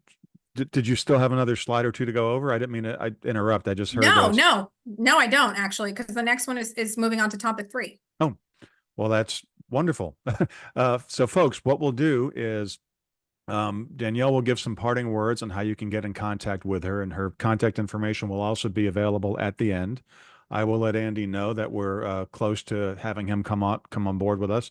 But for right now, folks, if you don't have anything that pressing, you can go ahead and take a break, and we'll come back, let's say in about 15 to 20 minutes. Let's call it at 10 minutes before the top of the hour, and I'll let Andy know right now that we're about ready for him. All right. Thank you guys so much for for coming here and allowing me to speak to you for 2 minutes and drone on and on about your CEUs requirements, milestone inspections, official records, elections. It's been a pleasure. Again, if you need to get some more information, you're gonna receive the PowerPoint presentation. You're more than welcome to contact us. The contact information, as Jeff mentioned, will be provided to you at the end of the presentation and is also provided in the PowerPoint. And if you just need to get some more information about associations in general, feel free to go to our website. Plenty of resources on there. You're going to receive a link to our a legislative update that Jeff had prepared for the Rembrandt Association Roundup, but there are so many more articles that are informational and really insightful on that website. You can also sign up for other events that we're hosting. We do other classes than just this presentation for the board certification. I'm sure we'll be trying to figure out what we're going to be doing for the continuing education requirements soon. So keep your eye out on that events page that Jeff popped up right there. Yeah. We do have other courses. And thank you And so much for coming. thank you so much, Danielle. I would now like to turn it over to yet another one of the very few in the state of Florida board certified specialists in condominium and plan development law. Andy is from our Pompano Beach, our main branch, our main location office of K. Bender Rembaum. I'd now give to you Andrew Black. Take it away, sir. Jeff, thank you so much. Happy Thursday afternoon. And Pirate Day, apparently. And Pirate Day. That's a new one for me. I'll spare everyone any pirate impression. But certainly, I am very excited to join you all here today. Hot off the press, the 4-hour, board member cert. And it's hard to follow, Jeff's sort of his intro there. I know he's giving you a lot of the housekeeping stuff. My job, hopefully, if I accomplish it, will be that you learn a little something today. My job is, and I won't be reading the slides line by line. I don't think you'll get a whole lot out of that. What I want to focus on is certainly the topics required by Chapter 718 of the Florida statutes. Want to make sure we comply with the new state requirements about what we go over here today. But I want to focus on, our firm currently, we have about 1,000 community associations. And I want to really highlight some of the day-to-day matters that we see that impact our condominium boards, the managers that manage condominiums. It's certainly a hot topic these days. Condos are in the news almost every single day. So you're stuck with me for the next 2 hours or so. I'll try to make it as information and fun as I can. I will try to get to many questions as well. The first topic that we are going to be dealing with is some financial matters. Financial issues are huge in condominiums, and the state really puts a focus on board members being educated on some of the financial issues that surround being on a board. And before I jump in, what I like to start out with is every board member of a condominium, if you're out there right now, and if you don't take away anything from today but this, I really encourage you all to really process this, which is every board member has what's called a fiduciary duty to the owners. And you all have probably heard that phrase. And being in that fiduciary role, that means you're in a position of trust. So every decision you all make while you're serving on your board, the primary focus should be what is in the best interest of the entire community, not what's in the best interest of you. Okay. Now, if the choice that you make while serving on your board, if the choice you make aligns with what you personally want, but is still in the best interest of the community, that's wonderful. Okay. You often will hear an owner perhaps saying that the board breached its fiduciary its obligations. And when a lawsuit is brought and there's a breach of a fiduciary duty claim, historically, courts will analyze whether the board exercised what's called reasonable business judgment. And all that means is did you act in the same way that a reasonably prudent member of the board would have acted if presented with the same facts? Okay. It does not mean that every decision you as a member of the board make or every vote that you approve, it doesn't mean that that decision needs to work out the way you intended it to. Things happen. Sometimes vendors do a horrible job. The landscaper isn't doing what the landscaper is supposed to be doing. Owners get upset.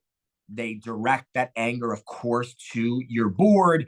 And sometimes they allege that you aren't doing what you're supposed to be doing, which is a very simple way of saying you breached that fiduciary duty to the owners. However, if you did everything a reasonably prudent member of the board would have done, okay, you reviewed the contract. If the contract requires competitive bids, you got competitive bids. Perhaps you had your association attorney review the contract before it was signed. You have a clear understanding of what the contract requires you as an association to do. If you check off all of those boxes, you acted in a reasonable way. Just because the vendor didn't do a good job does not mean that there was any breach of your fiduciary obligation. So I just wanted to start off our 2 hours here, because I think that's the prism or the lens that I encourage every board member to view their role. You're in a position of trust, what's in the best interest of the entire community, and use your reasonable business judgment. Okay. Having said that, let's get into some of the specifics. The first topic on financials, right, is transfer fees. Transfer fees deals with when you're governing the documents, allow the board to review and approve someone that wants to buy, someone that wants to rent.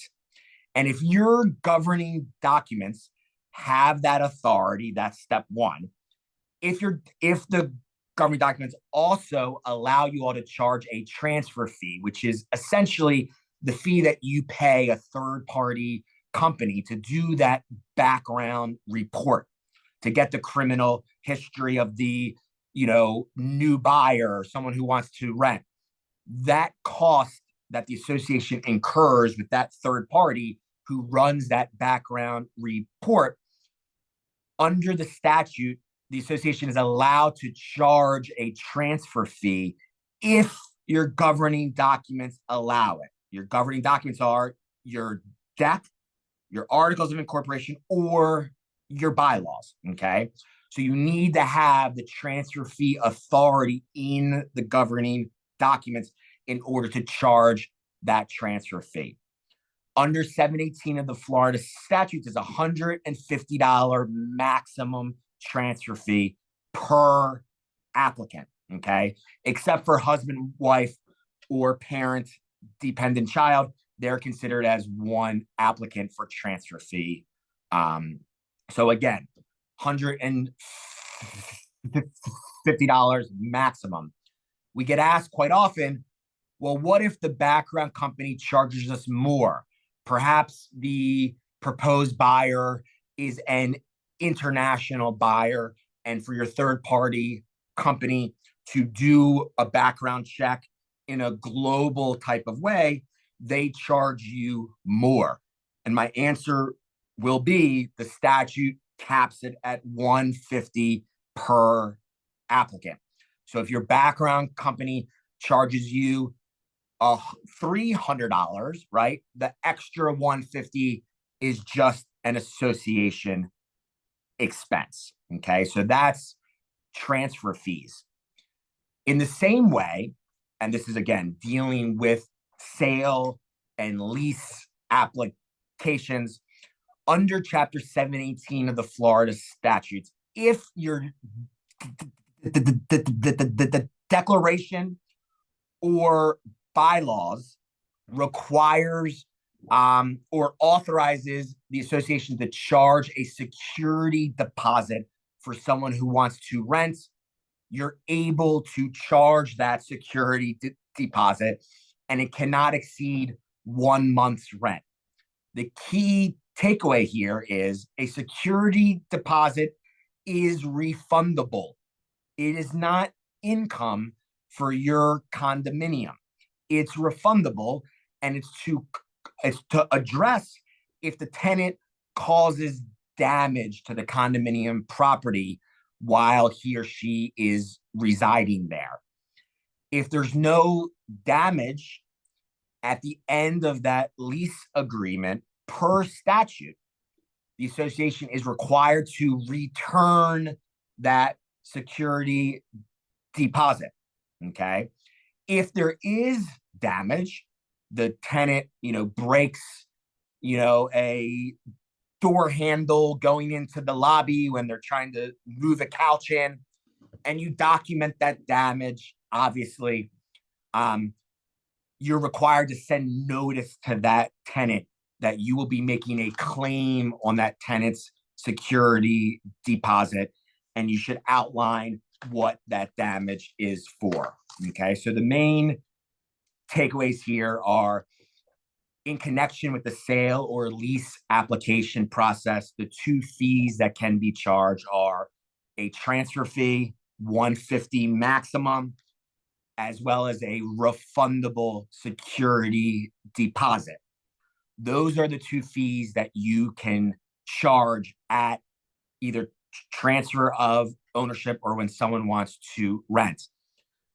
We don't see it as much anymore, but we used to see what I like to call creative fees, whether it was the board, perhaps the property manager, but they would charge all sorts of non-refundable fees to a new owner or someone that wants to rent.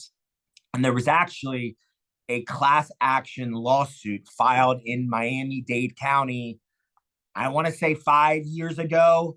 Time flies, so it may have been longer than that, but you could certainly Google search Miami-Dade County class action condominium unauthorized fees.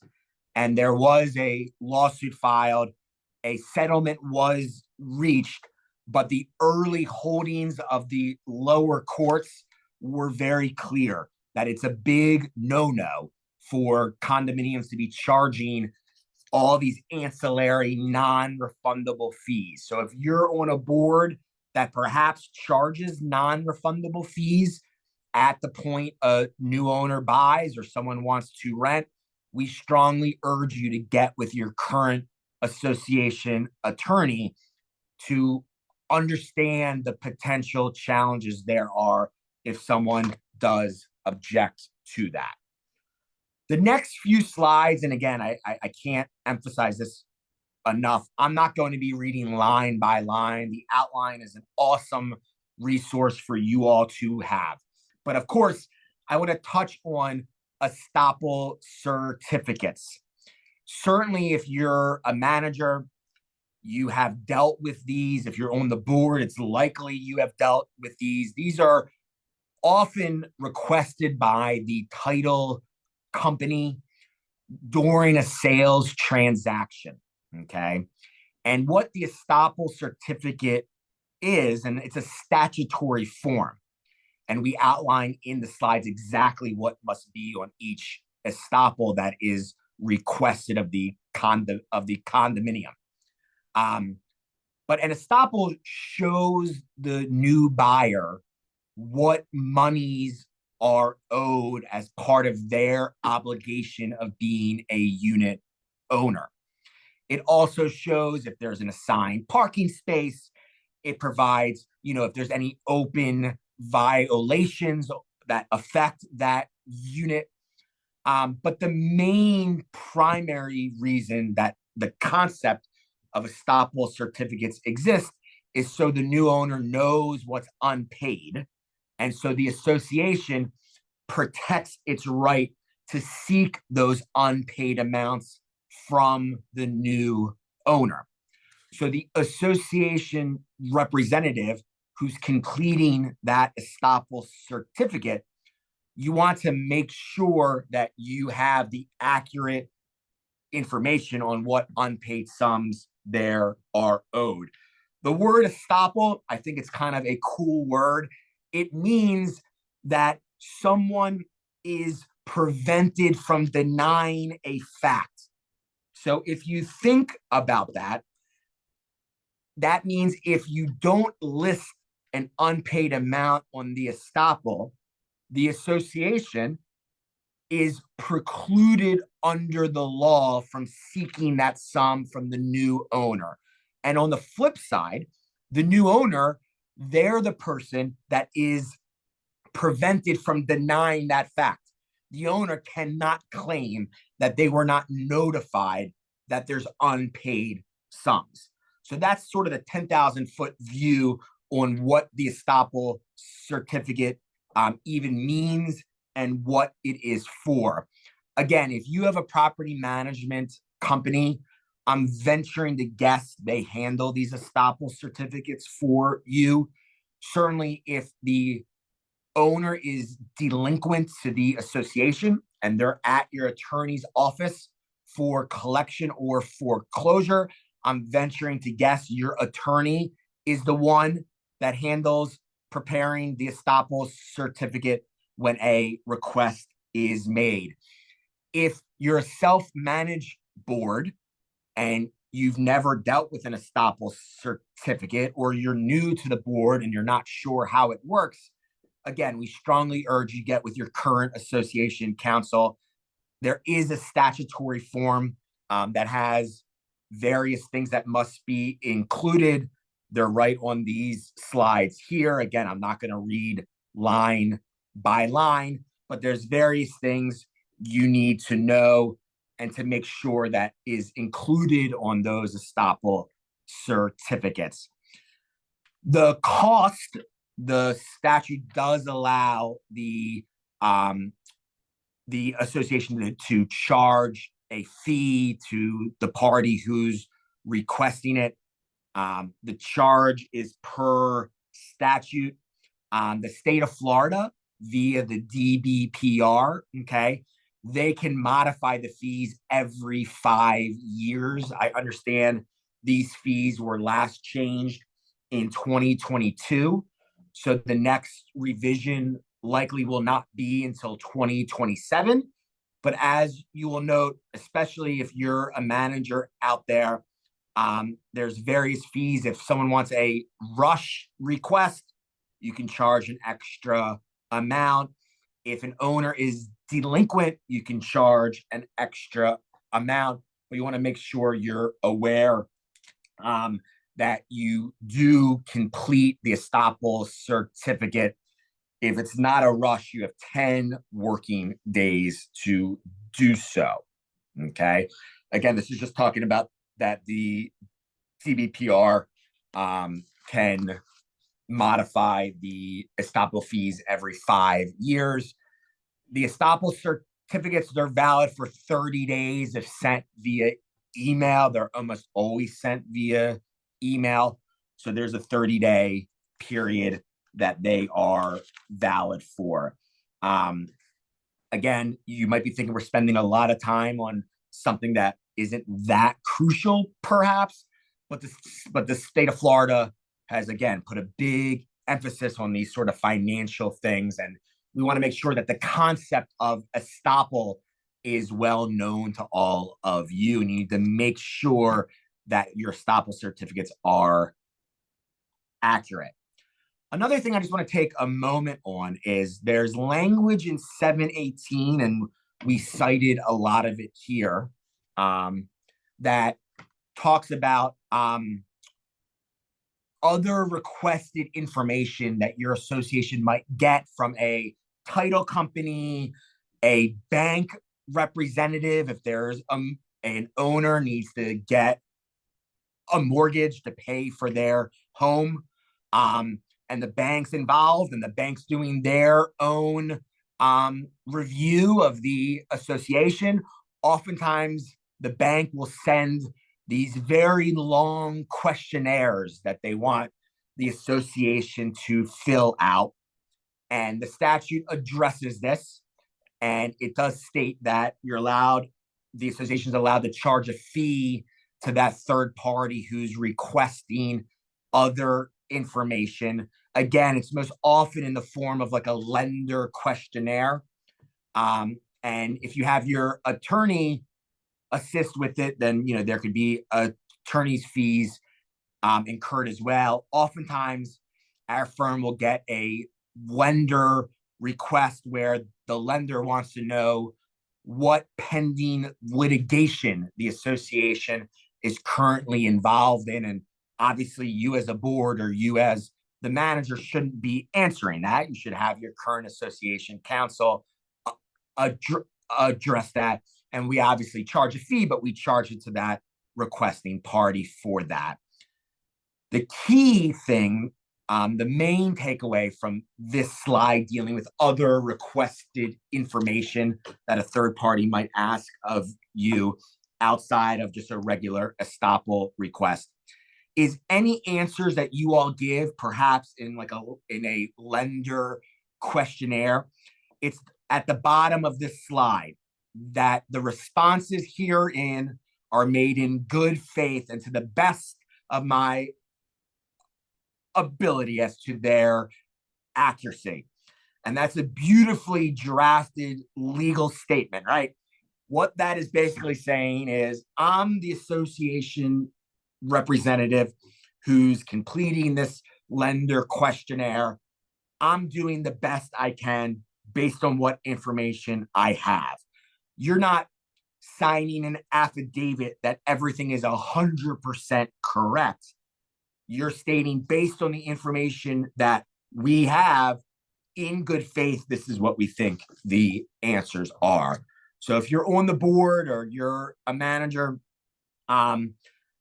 obviously make sure that italicized sentence is included in any response you may give to any sort of lender questionnaire. A couple other, sort of financial or, real estate transaction related things is that in conjunction with a unit sale, there's something called the frequently asked question sheet. Okay, this is a statutory form where every association must have, and it has about 7 or 8 questions on this question and answer sheet. And the purpose is someone who's buying can see commonly asked questions such as, what are the lease restrictions? What are my voting rights? Am I a member of any other association besides my condominium? Maybe there's a master association. How much are my assessments, and do I pay them monthly or quarterly? Really just bare boned information that a prospective buyer is entitled to have, and every association is required to keep this frequently asked question sheet. Okay, if you're not sure if you have an up-to-date frequently asked question sheet, you absolutely should request from your current association attorney to prepare one for you. Okay. And it's done based on a review of what your governing documents say regarding various use restrictions. Okay. So that's a very important. Also, a recent change is that there's something called a governance form, which the DBPR, right, the state of Florida, via their division of Florida condominiums, they published a condominium governance form, which outlines very basic, obligations of what an association does, what the requirements of being a unit owner will be. And the goal, just to take a larger view, is a lot of the problems that could arise in a condominium world often deals with lack of education, just lack of knowledge, lack of when an owner, this might be the owner's first condo unit he or she has ever bought. And without understanding that, the condominium form of ownership is very unique. Okay. It's a shared ownership concept where you're living almost always in a condo with shared walls, where you, as an owner, you own your fee simple title almost always of your individual condo unit, but you also have a pro rata percentage ownership of the common elements. So you're sharing the ownership. So what does that mean? You're working as a community to elect a board to come up with, this is the amount of money we're going to be spending on these shared ownership common element projects. And if someone who's not lived in a condominium previously, that could be a pretty, I don't want to say a rude awakening, but it can certainly be a shock to that person where, it's not single family ownership where you can do anything you want and no one can say anything to you about that. We know in a condo, it's simply not the case. And there always has to be an underlying spirit of cooperation. And we can laugh. Some of you are probably laughing out there. We know how this can go. I have seen some of the wildest things I've ever seen or could ever imagine in representing condominium associations over the last 17 plus years. Okay. Sometimes it makes you question humanity, but oftentimes it can be a very rewarding experience when a community works in sync as best they can, where you have a board who really takes care of that fiduciary duty they owe to the owners, and the owners, in the same token, really value and appreciate the countless hours that these volunteer board members spend. And I always joke the pay is not very good, right? Zero. So that's my little kumbaya speech, but I just wanted to kind of get that out there. All of this disclosure to a new owner, the purpose is to making sure that owners know what they're buying into. And this state of Florida DBPR governance form, it lists these things. I'm not going to read them out to you, but it kind of gives new owners a flavor of what they'll be into. All right. Before I hit the next section, let me just take a quick peek at the chat. Jeff has done, I think, a great job trying to answer a lot of the housekeeping items. I like to be as upfront as possible. Of course, we're probably not going to be able to answer every single substantive question all 450 plus of you have. Oftentimes, the questions we see, if we don't get to you, are very fact specific, that we would need to review your specific governing documents. and it's way too specific to address in this sort of general format. And I know Jeff said it, Danielle probably said it as well. And I want to, of course, thank her for doing the first 2 hours. But everything you hear today is general education, right? It's not to be construed as direct legal advice for your board. So it would not be proper if you're on your board to go back to your other fellow board members and say, I met with an attorney or I spoke to an attorney. We got the following advice, right? That would not be appropriate. You would really need to consult with your current association counsel. Having said that, and Jeff, a minor request, I don't know if this is possible. Once a question is answered, is there a way to delete the chat? Maybe that'll help me isolate some of the questions. Don't If worry not- about the chat area. Just stick with the Q&A. Oh, that solves Yeah, my question even Yeah, better. folks. So folks, the chat is back off. We can send stuff to you. You're using the Q&A to type your questions. And as Andrew just said, Got it. we're Thank not you. going to get to all of them. We never Got do. And with Perfect. 500 of you here today, we're not going to. We'll get to as many Yeah. as we can. Got it. Sorry, I was in the chat. I'm back to the Q&A. Someone asked a question about the frequently asked question sheet. That's something that your association needs to prepare because it's unique to what your governing documents state. You should have it in your official records already. If you don't, get with your current association counsel and they can assist in prepping one for you. We got asked about official record question. I believe that was from the first half, but all financial statements, bank statements, those are official records. Okay, another question and answer sheet. Hopefully I answered that. Yeah, and I put a link in the chat with template resources from myfloridalicense.com that gives everybody a flavor of what you just mentioned. It just shows. Great. Okay, cool. Awesome.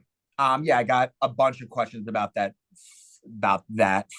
frequently asked question sheet. So that obviously hit a button with some board members that maybe don't have it.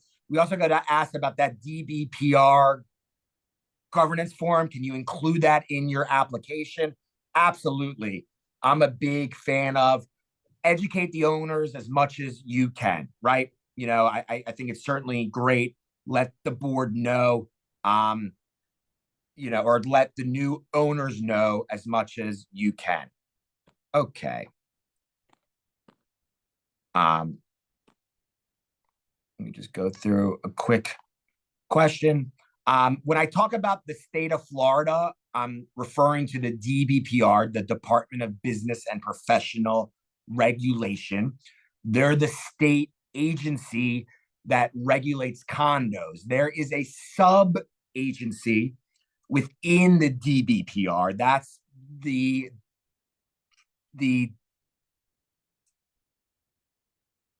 Division of Florida Condominiums. So that Division of Florida Condominiums, that is the sub-agency that regulates condos. I saw we got a question about that. Okay. All right. I'm going to just go through. We got a question about the estoppel certificate that an owner has violations that have not been resolved. They're now selling with the outstanding infractions. To me, the estoppel certificate is something that board members have access to. It's an association, something that the association prepared, and board members certainly have access to it. Okay, those look like all of the relevant questions to what I just spoke about. One last one I saw is a security deposit for construction damage. There's nothing in 718 that speaks about getting a construction deposit. Certainly, in my opinion, you cannot charge a non-refundable construction like fee. But if your governing documents have a refundable deposit for construction damages, I think there could be a basis for that. We would prefer that your recorded declaration of condominium has that rather than just being a board made rule. All right, great. Let's go on to some enforcement topics. Again, this is a topic that the state of Florida absolutely wanted us to spend time on. And this is dealing with an enforcement option that your condo and your board has if an owner or a tenant or a guest is breaking your rules. Okay. Let me make sure. I'm going to stop sharing for a second. I can't flip to the next slide. So let me just stop sharing and get back to it. You get to see me for a second and let's.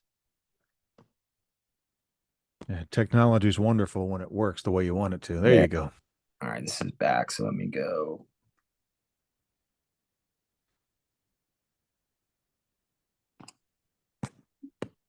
There we go. Okay. There we go.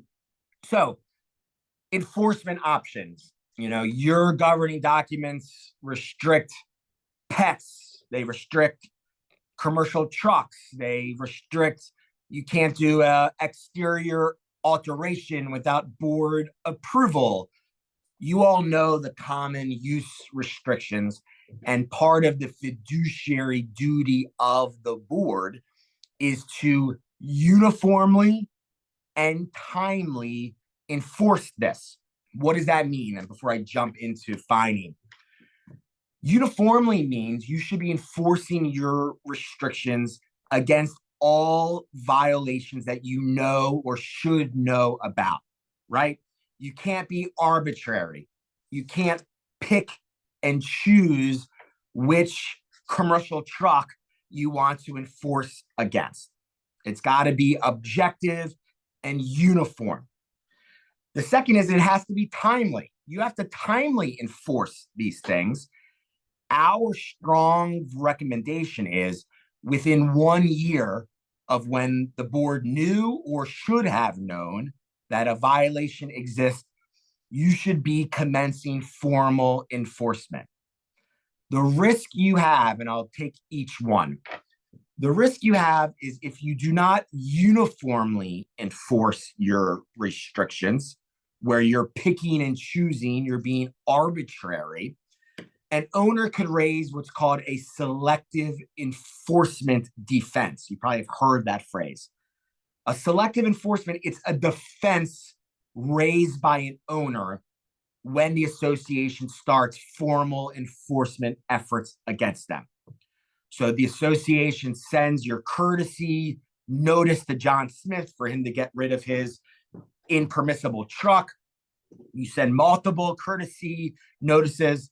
The truck is still there. You get your attorney involved. We send a formal demand letter, and the owner or the owner's attorney comes back and says, why are you enforcing against my client or against me? There's 9 other commercial trucks that are on the property. You cannot arbitrarily pick and choose and just selectively enforce against me. And a selective enforcement defense is a very common one that's raised. And you need to make sure if you're on your board that you don't pick and choose, okay? So that's a selective enforcement defense and the importance of uniformly enforcing what your use restrictions are. The second part, like I mentioned, is timely enforcing it. We suggest within 1 year. The issue that you could face is an owner or an owner's attorney raising what's called a waiver defense. That owner or the owner's attorney could say, hey, association, you all have essentially sat on your hands for so long. I've had my truck here for 4 years. You didn't do anything about it. you can't now, 4 years later, enforce this against me. You sat on your hands for so long, you have waived the ability to seek enforcement from me. And a waiver defense is a very common owner defense that we see as well. Okay, so if you have problems with either selective enforcement or untimely enforcement, which could lead to a waiver defense, in order to successfully be able to enforce this going forward, because you might be thinking, let's say you're a brand new board. Let's say you've had 10 improper commercial trucks that have been there for years. You know your documents don't allow them. You don't want to amend it out to allow them. You want to be able to enforce it. So you want to know, how do we deal with this new 11th truck that may come in? We know the 10 that have been there for years, we might have some problems with waiver or even selective enforcement if we go after this new 11th truck. How do we deal with this new 11th truck? And there's a process under the law. It's called the republication process. It sounds complicated. It's not. It's a board vote where the board at a board meeting votes to do the republication of Article XYZ, whatever the commercial truck restriction is. And the board votes to republish this by notifying all owners that from this date forward, and you choose a date, all commercial trucks will be enforced and the association will be prohibiting that. Now, the 10 existing commercial trucks that were in existence on the date that that republication vote happened, those 10 are grandfathered in. They're allowed to remain. So it's not a perfect answer. You have to live with those 10 trucks. And by the way, it's the specific truck that would be grandfathered in, not the unit owner. So yes, you have to live with those 10 trucks. They're grandfathered in. But at least going forward, if you complete the republication process, truck number 11, 12, 13, 14, you all could successfully enforce against those owners without the concern for a waiver or a selective enforcement defense. So if you do the republication process and you file ultimately legal action against truck number 11, and truck number 11 owner or the owner's attorney comes back and says, what about these other 10? We, as an association attorney, can properly state those 10 were properly grandfathered in prior to the republication process that the board approved. Here's the minutes of the board meeting showing that. Here's the notice that the board subsequently sent to every owner, informing them that the republication process has been done. So I just wanted to take a minute just to touch on the republication process to overcome a potential owner defense of waiver and or selective enforcement.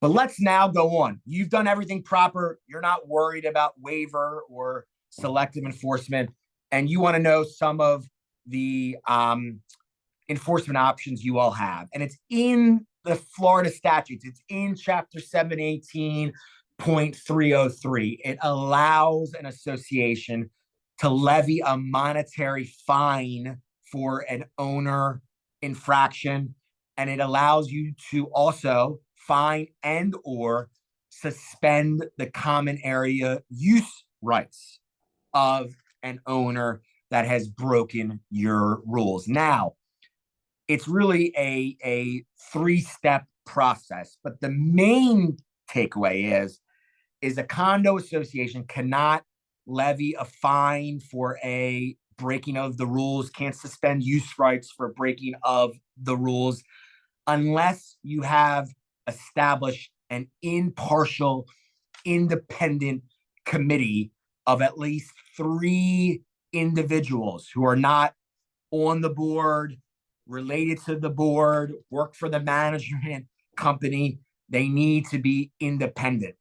And the way it works is if you want to fine for a rule infraction or suspend use rights, You must send the owner a notice 14 days in advance of their opportunity to attend a hearing before this independent committee. That committee is often called the compliance committee, the grievance committee, the fining committee.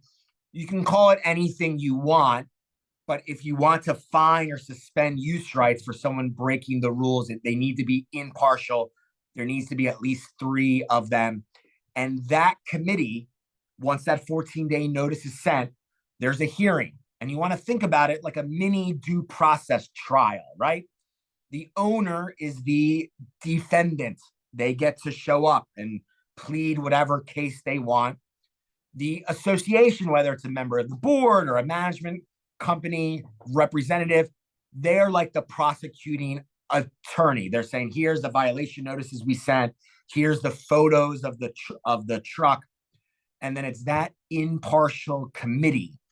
They have the final binding authority to either confirm and approve the fine or the suspension of use rights or to reject it. Okay. The board cannot overrule what the impartial committee decides. Okay. Now, for a monetary fine, it cannot exceed $100 per violation, and it cannot exceed $1,000 in the aggregate for a continuing infraction. So if you have an impermissible, we'll stick with the commercial truck fact pattern.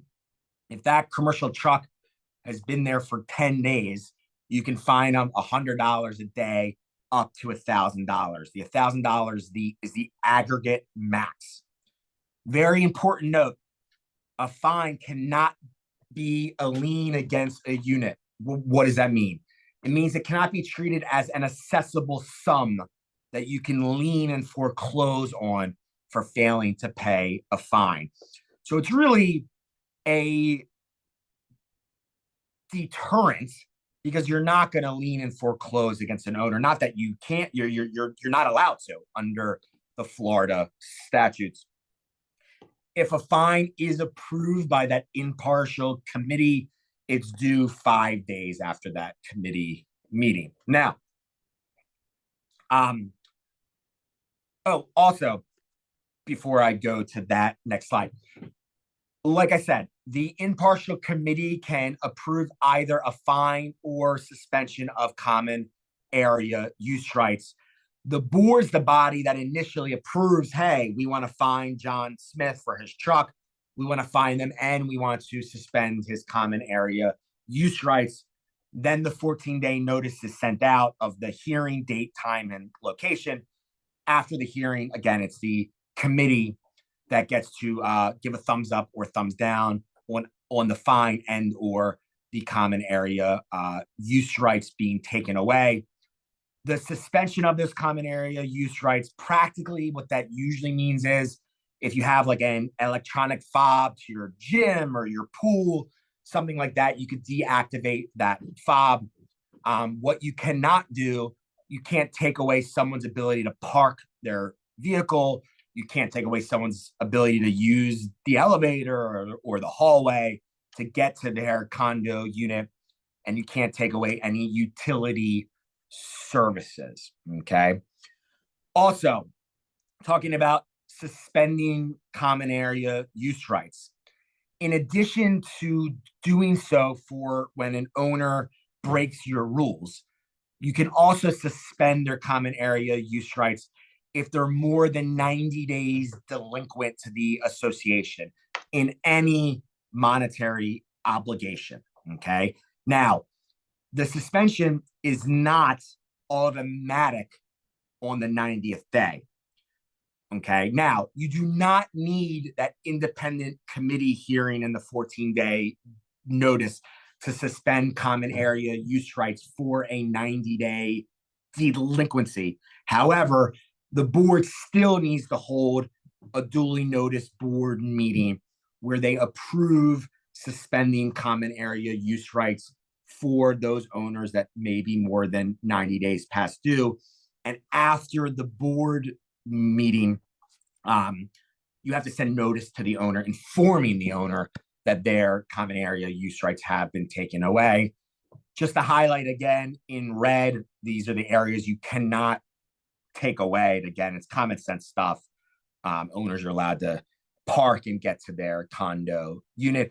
A practical question we get asked a lot: if you're a condo that has gate access, can you make the owner go through the guard gate every time versus electronic, immediate, unfettered access?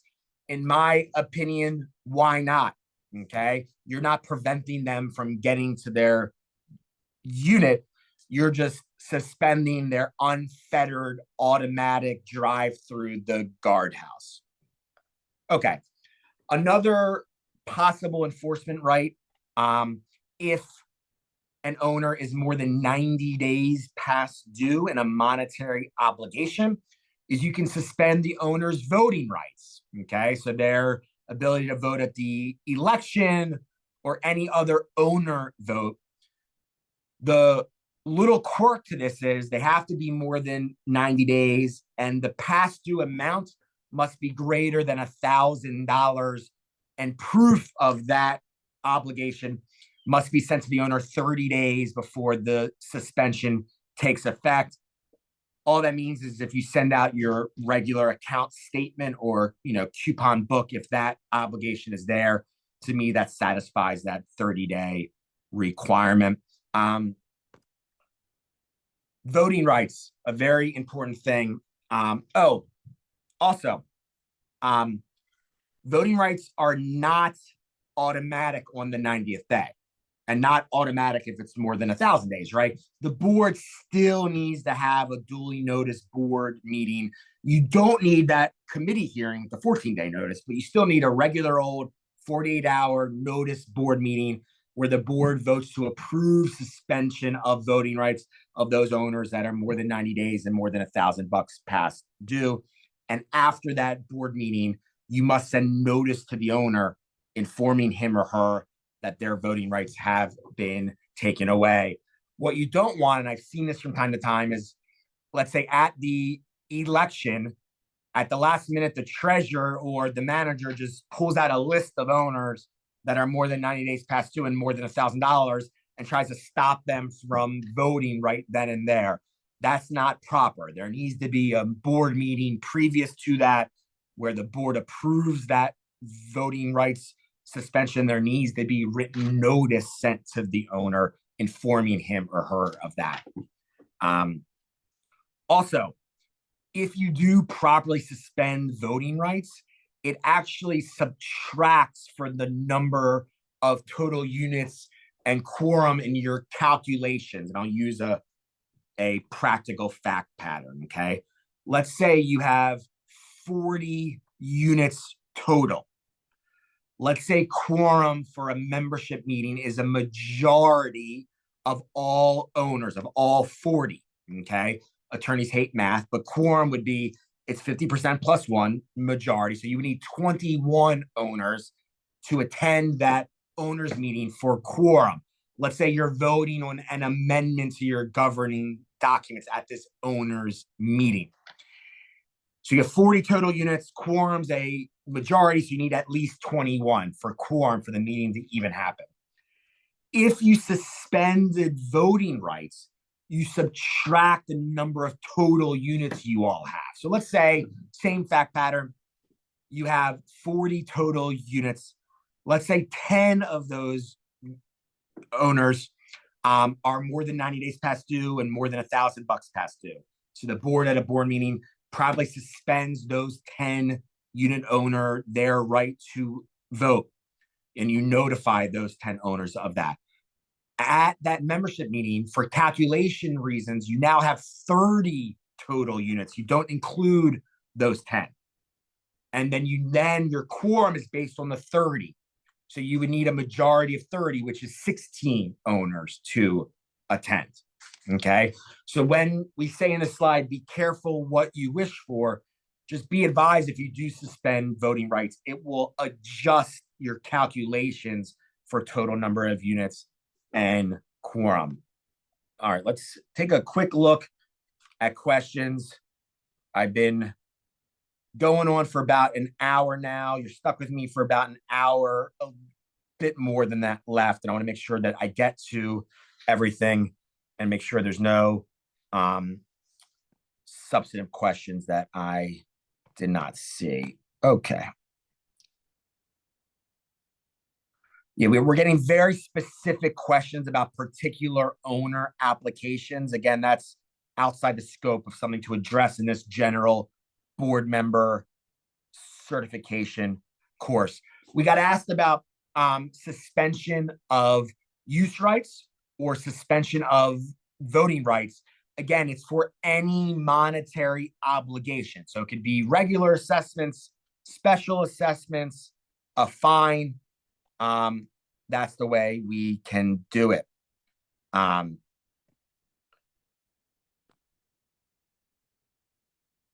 So we got asked about suspending common area rights. Again, the monetary obligation can be a properly adopted fine. It does not need to be a just a regular assessment.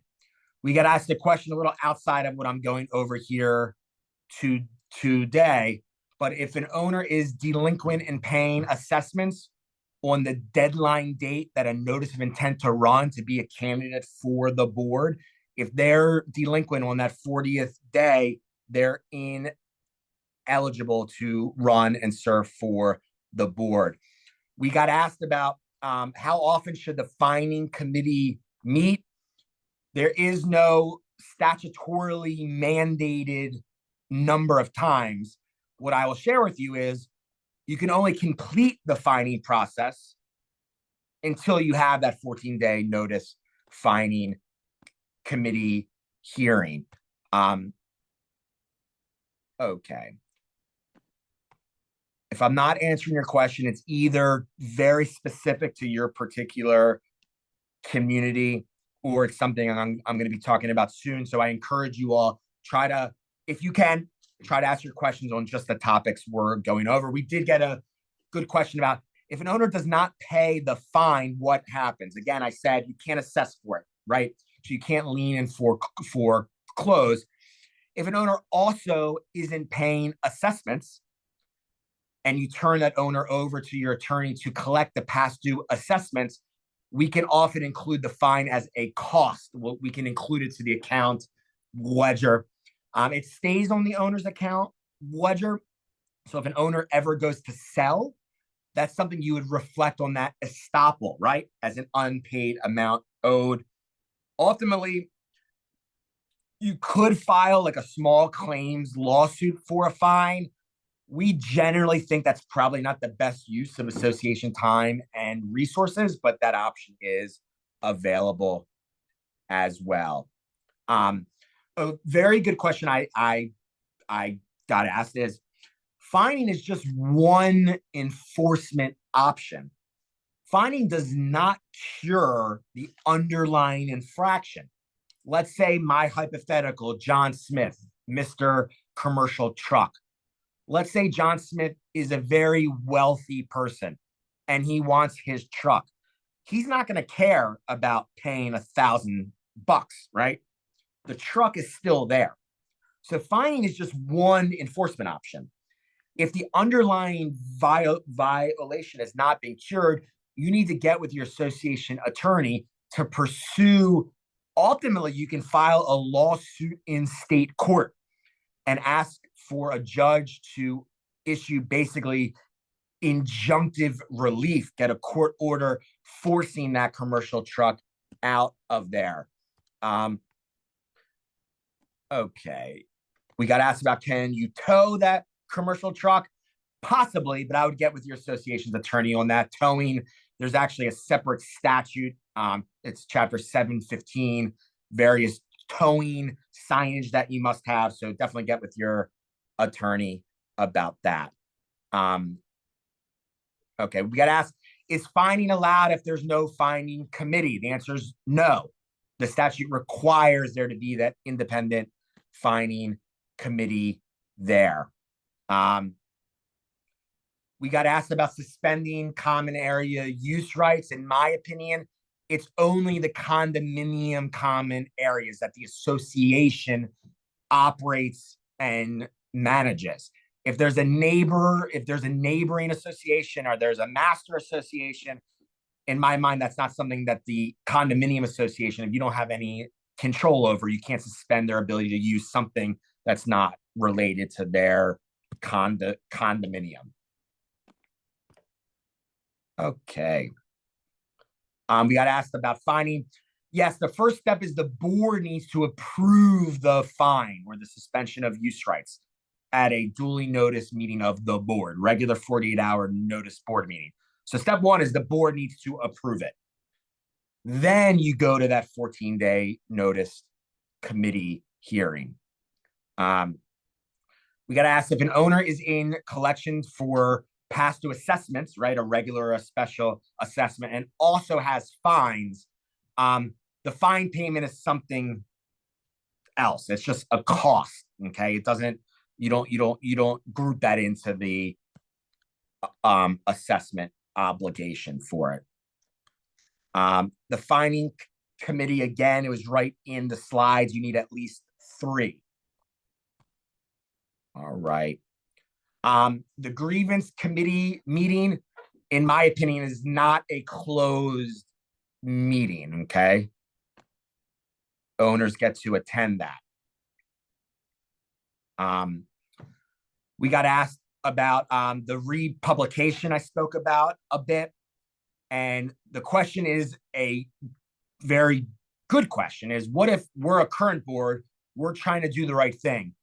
Why would we be subject to, selective enforcement and waiver arguments if a prior bad board just didn't do what they were supposed to be doing? And the answer is, under the eyes of the law, you're deemed one association, one corporation. So it's the association that ultimately wasn't either uniformly or timely enforcing what your rules are. Okay. A lot of repeat questions. This is good. I really appreciate all this. We got a question of, what if the owner doesn't show up to the fining committee hearing? This isn't a legal term of art, but too bad, so sad. As long as they were noticed properly, 14 days mailed to them, to their proper mailing address, the fact that they did not show up doesn't invalidate what the fining committee does. Again, the impartial committee, it's on your slides. Impartial means not on the board, not an officer, and not related to them. Okay. These are kind of off topic. We got asked about, it can be very hard to find people willing to serve on the fining committee. And that's a very valid point, especially for some certain smaller communities. You may have a hard time finding people who even want to run for the board, not to mention a fining committee. The answer is, if you can't find people to serve, then you're not going to be able to fine. That does not mean you can't enforce your rules. Remember, fining is just one enforcement option. Okay, go back to my truck example. The wealthy John Doe, he doesn't care about the $1,000. Or you can't fine because you can't find people to serve. In order to get rid of that truck, if fining doesn't do the trick, or you're unable to find people to serve on that fining committee, get with your association counsel. You may ultimately need to go through the lawsuit process. Yes, that is the last resort, and you should explore all amicable ways to solve it before filing a lawsuit, but that is the process.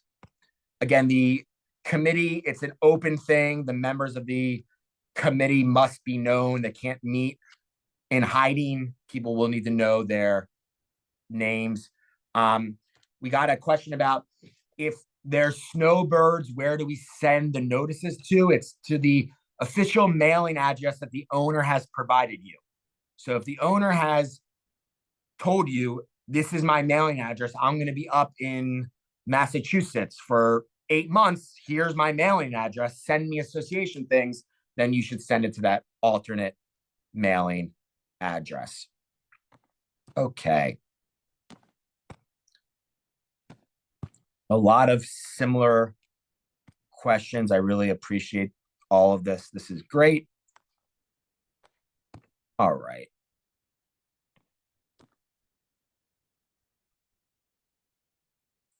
All right. Wonderful. So, next topic is the budget, reserves, and financial reporting. Again, this is a general education course, right? We're not going to do I could spend 3 hours on every slide, probably. This is just general information. I know during the first portion, Danielle covered a lot of the new structural integrity reserve study and funding requirements if you're 3 stories or taller. Okay, so I'm not going to really touch on that now. This is just the general process. The budget, annual budget means you adopt it every year. It should be a good faith estimate of what the upcoming operating expenses will be. You obviously review the last year's annual budget and you see what type of adjustments should be made. And the annual budget obviously has a beginning period, an ending period, and it shows what the assessment amounts are. It's got to show what the operating expenses are, right? And we have a list of common operating expenses. Every community's unique. You know what your operating expenses are, and obviously you look at the prior year and you adjust it. The key thing about the budget adoption is you need to follow the statute for the procedural requirements, okay? And for a board to adopt the budget, it's at a board meeting where notice is mailed and posted at least 14 days in advance, and a copy of the proposed annual budget is included, okay? And I'll make a brief mention of this now because I'm going to talk about it later. In lieu of mailing the notice, the 14-day notice and the proposed budget, if you have the signed consent from an owner to use his or her email address as the official notification avenue, you just need to email it to that owner. You don't need to mail it to them. Email consent is not the owner sending you an email saying, email me here.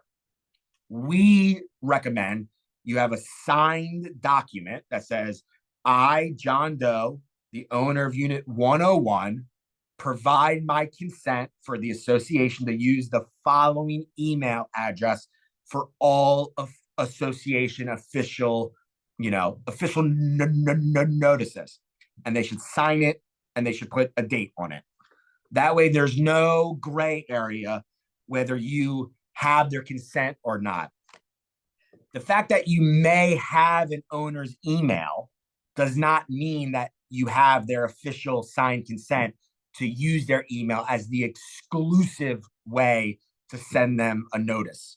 It doesn't mean that you can't also email them the notice in addition to mailing, but you can only use email as the method to send the notice if you have that signed consent on file.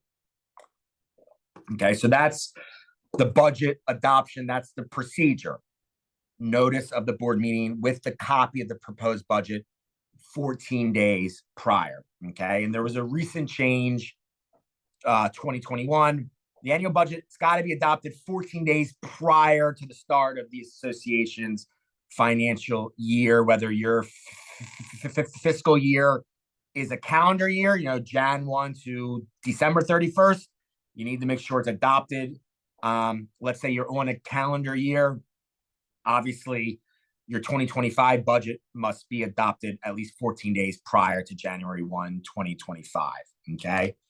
If for some reason the annual budget can't get adopted, then the prior year's budget is the budget that remains the current budget because that's all you have, okay? Now, reserves. I'm not talking about the structural integrity reserves for condos 3 stories or higher. Danielle already covered that. I'm talking about what I call old school reserves, the reserves that have been in the statute for a long time, no matter what height you are. And the statute for a long time, and it still does, says the budget must include reserve accounts for these 4 things: roof, painting, pavement, and any other item that is a deferred maintenance expense of more than $10,000. That last one is sort of a catch-all one, okay? But those 4, I call them old school reserve items, they apply to every condo, no matter what your size are, and your annual budget should have reserves in them, okay?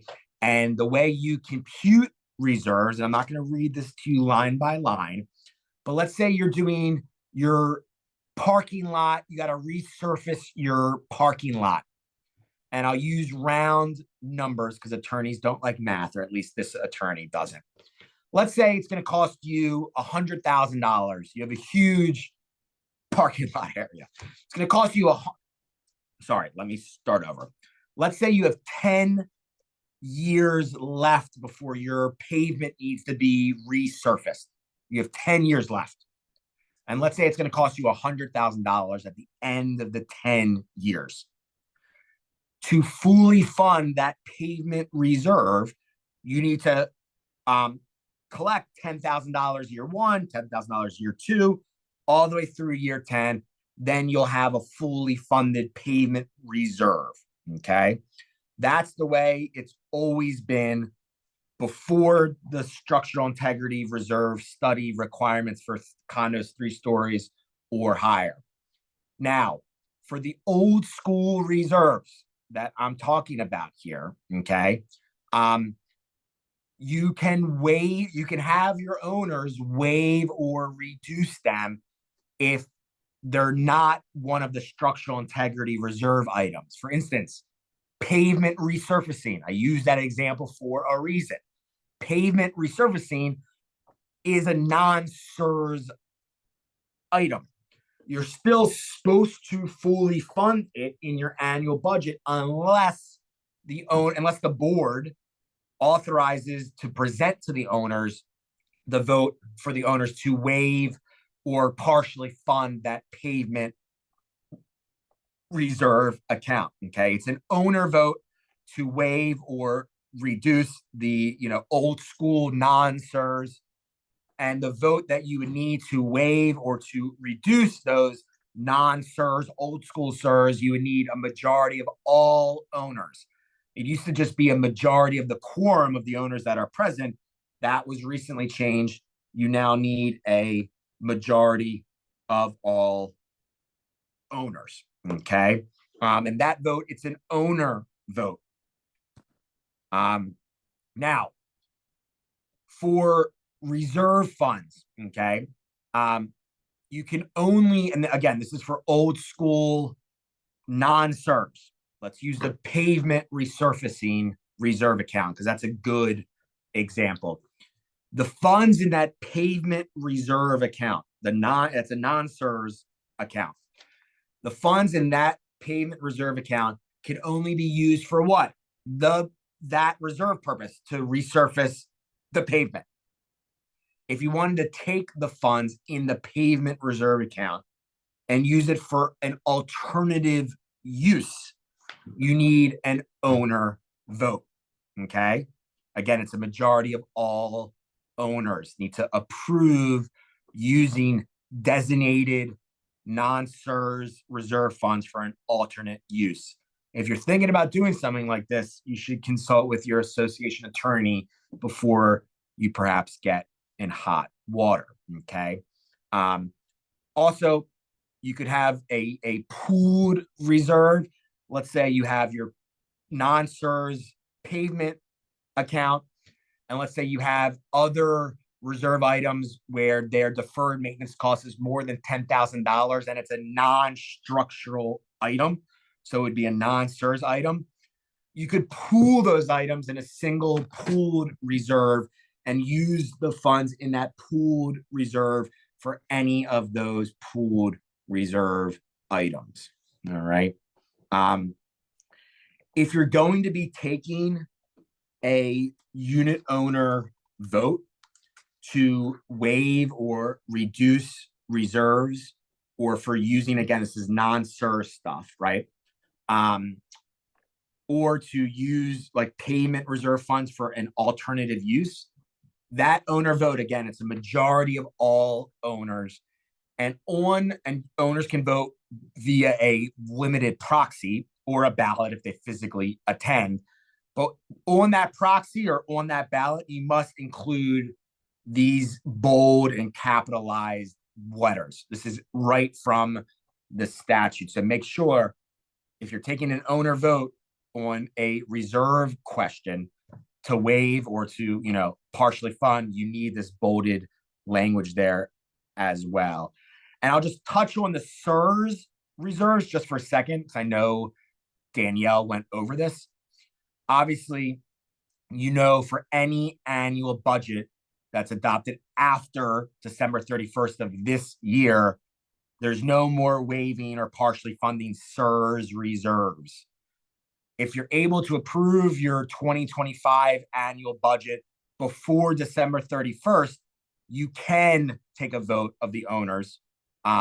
You actually have to complete the vote of the owners for them to waive or partially fund CEUs reserves before the end of this year. So if you do that, again, the limited proxy that you use, make sure you have this bold and capitalized letters there.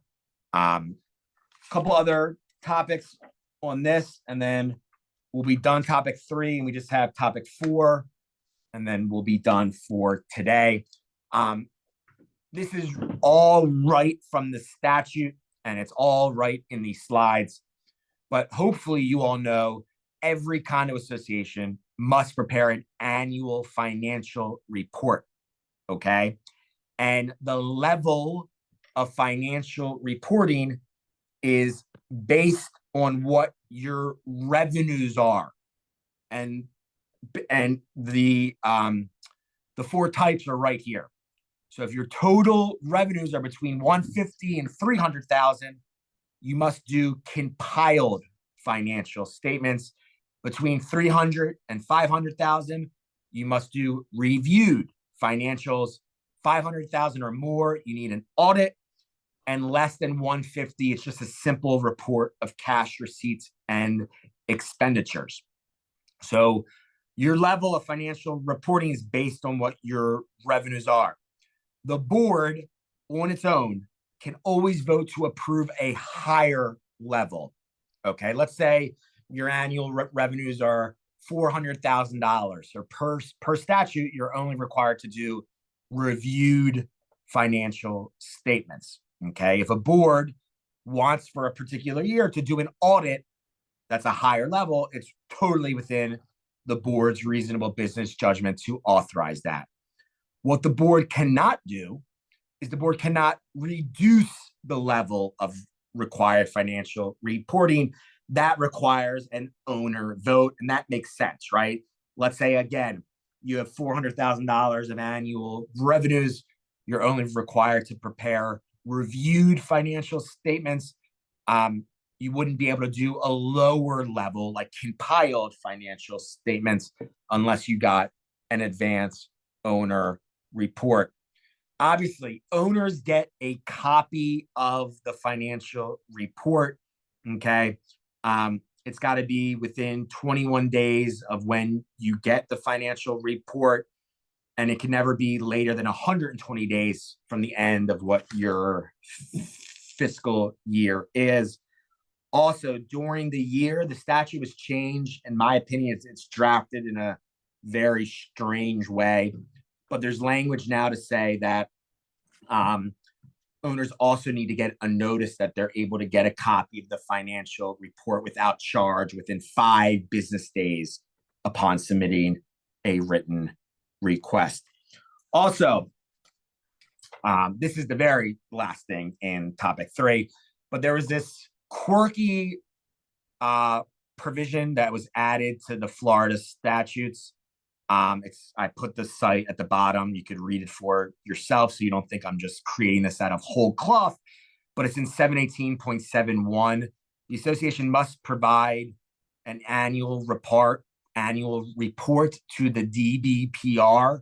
Again, the Division of Florida Condominiums is the sub-agency of the DBPR that has the names of the financial institutions in which the association has bank accounts. I always thought that was sort of a strange thing, but there's lots of things that the legislature does that I don't always completely agree with. Okay, so I have 209. I think I started about 10 of 1. So like I said, you're stuck with me for about 2 hours. So we have about 40 minutes left. Lots of good stuff in this topic 4. I will take a look at some of the more recent questions on this. And a lot of these, obviously your financial reporting, you're going to get with your financial professional, right? They're the ones, unless you're under $150,000, you're just doing a simple report of cash receipts and expenditures, you're going to get with your licensed financial professional.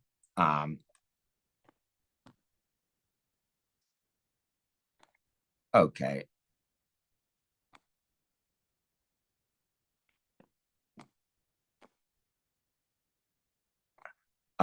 We got asked about that bank institution form there that you got to file with the state of Florida. They do have, my understanding is that there is a link or information on the DBPR site regarding that. Okay.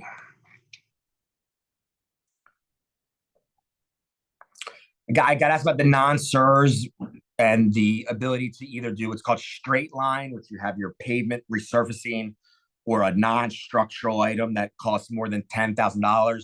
You can either have individual component reserve accounts for that, or you can pool those, group those items in.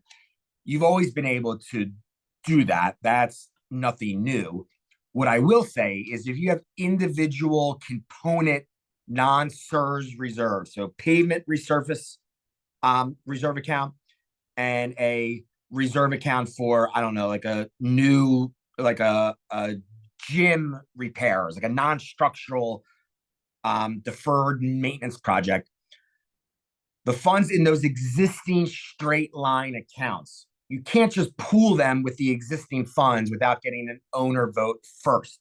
So if you're taking existing funds from an individual reserve account and taking those existing funds into a pool, in order to take those existing funds, you need to get an owner vote first.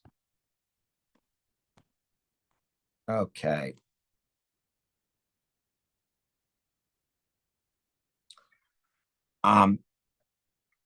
Regarding the CEUs, I just want to make sure I just sort of touch base on this.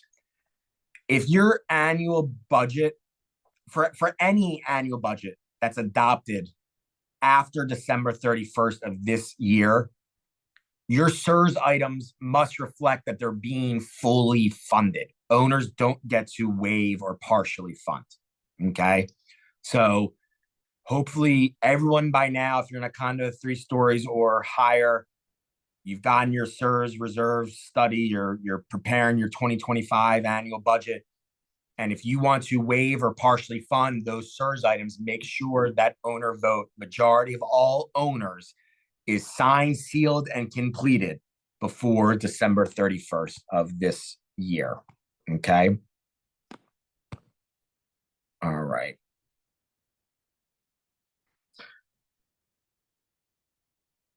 So again, I want to say it one more time because this is, it's new and it's not always understood upon first blush. For CEUs, 3 stories or higher, there's a list of the items that must be in your structural integrity reserve study. All of those things must be reflected as being fully funded. The only exception is if a majority of the owners votes to either waive or partially fund those CEUs items with that owner vote being completely done and approved by December 31st of this year. If you get that majority of all owner vote before December 31st of this year, your 2025 budget does not need to, if you waive the CEUs, does not need to collect for CEUs for 2025. And then you won't have to start collecting for CEUs until 2026. But you need an owner vote by December 31st of this year. Okay. The DBPR, again, is the Department of Business and Professional Regulation. That's the state agency that governs condos, and the Division of Florida Condominiums is a sub-agency part of the DBPR. Okay. Again, I'm not going to be able to get to every single question. Some of them are very specific. The question is, if you don't do the annual budget process correctly, you don't have a reserve schedule, you don't show all these things, someone could file a complaint with the state of Florida, and there could be monetary fines and other types of sanctions. So it's not, obviously it's not a good idea. Okay. Again, CEUs, structural integrity reserves, are only for condos 3 stories or higher. The non-CEUs, the old school CEUs, that's for all condos, all heights, and that's been in the statute for many, many years. All right. Oh, I got a great question. So the board meeting where the budget's adopted, right? You have to send notice to owners and post 14 days prior. A copy of the proposed budget is included. If there is a change from when the proposed budget is sent to the date of the board meeting, when the board adopts it, that's okay. That happens a lot. A line item gets revised or there's a change. That's okay. The board can approve something other than what the proposed annual budget was, as long as you properly make a motion. There's a second, majority of the board approves what the final approved annual budget is. And that annual budget obviously is part of the official records that all owners get. Okay.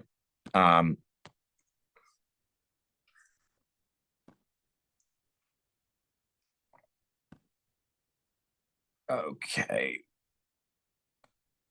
We got asked the question about the management company and the board, and perhaps the annual budget. The board has their thoughts on what the budget should include, and perhaps the management company has their own thoughts.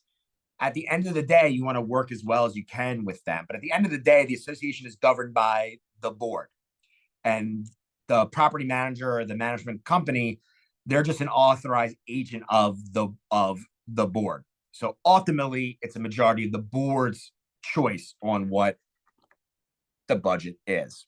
We got asked the question for condos that are not 3 stories high, so they don't need to worry about CEUs at all. You still have to deal with the, I call them old school CEUs. They've been in the statute for a long, long time, and your annual budget each year must be fully funded for those non-CEUs unless a majority of the owners for that year votes to waive or to partially fund reserves. Okay. I have lots of clients, they voted to waive the non-CEUs every single year. And that's up to the board whether they want to present that to the owners or not.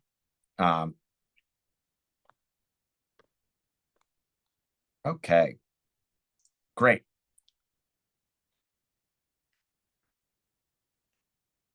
All right.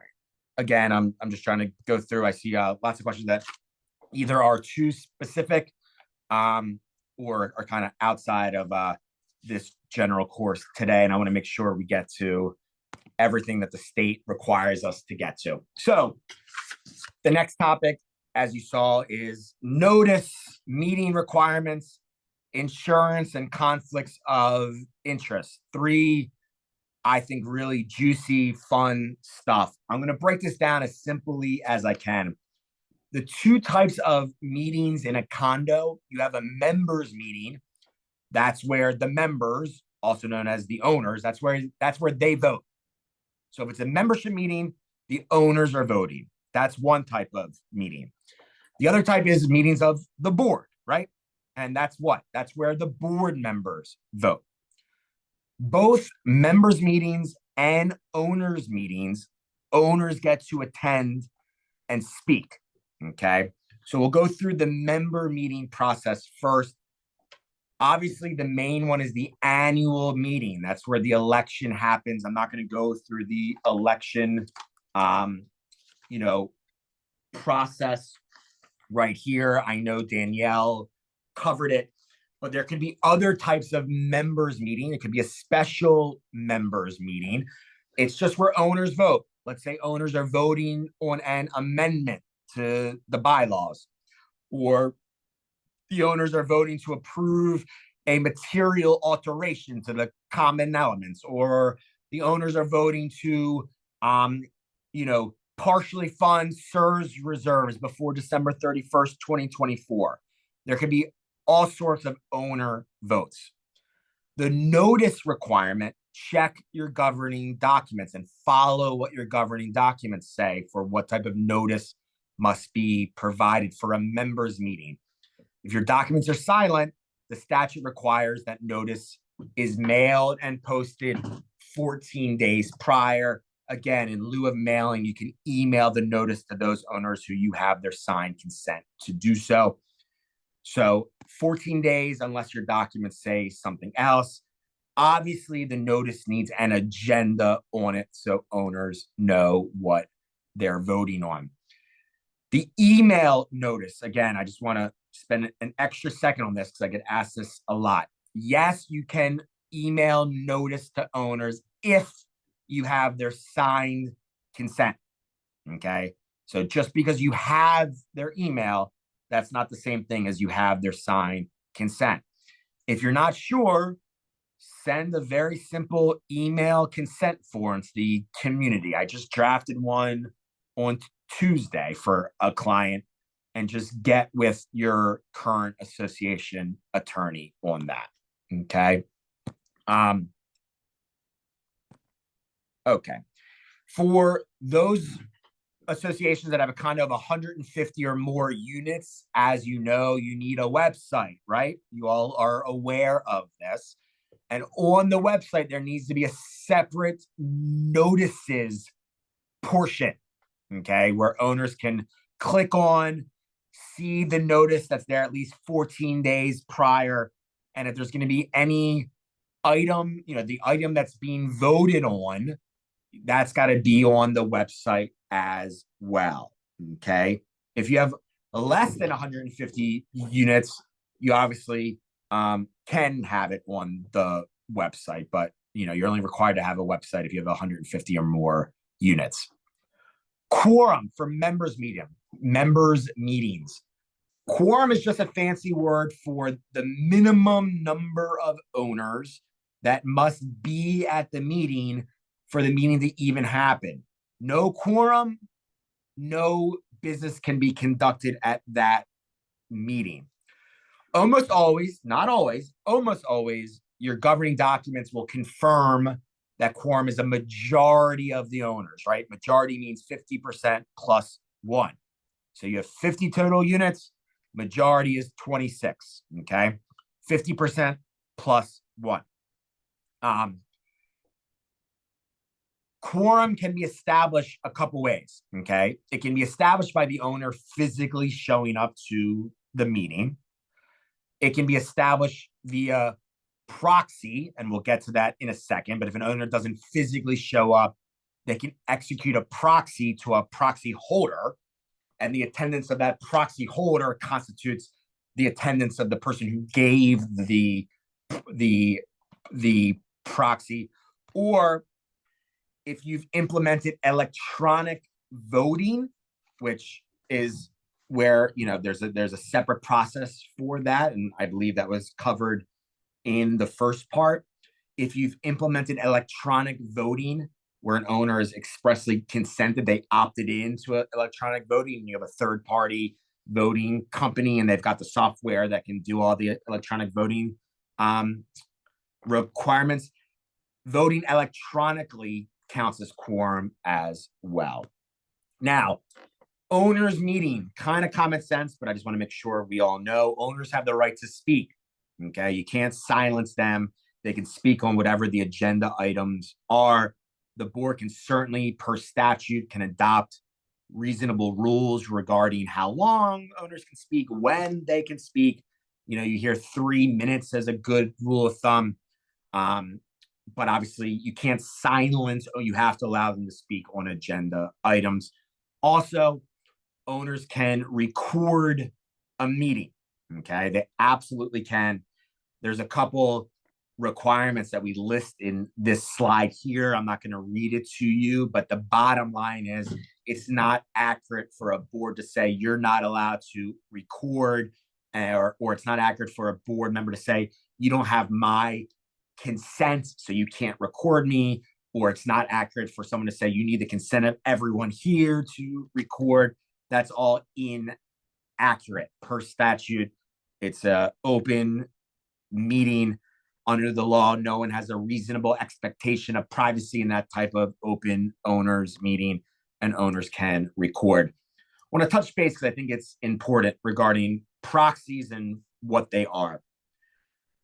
For condos, when you have an owners meeting where owners vote, and there can be lots of times that you take a vote, and some of them are here, whether to waive or reduce reserves, or to amend the governing documents, or to approve a material alteration.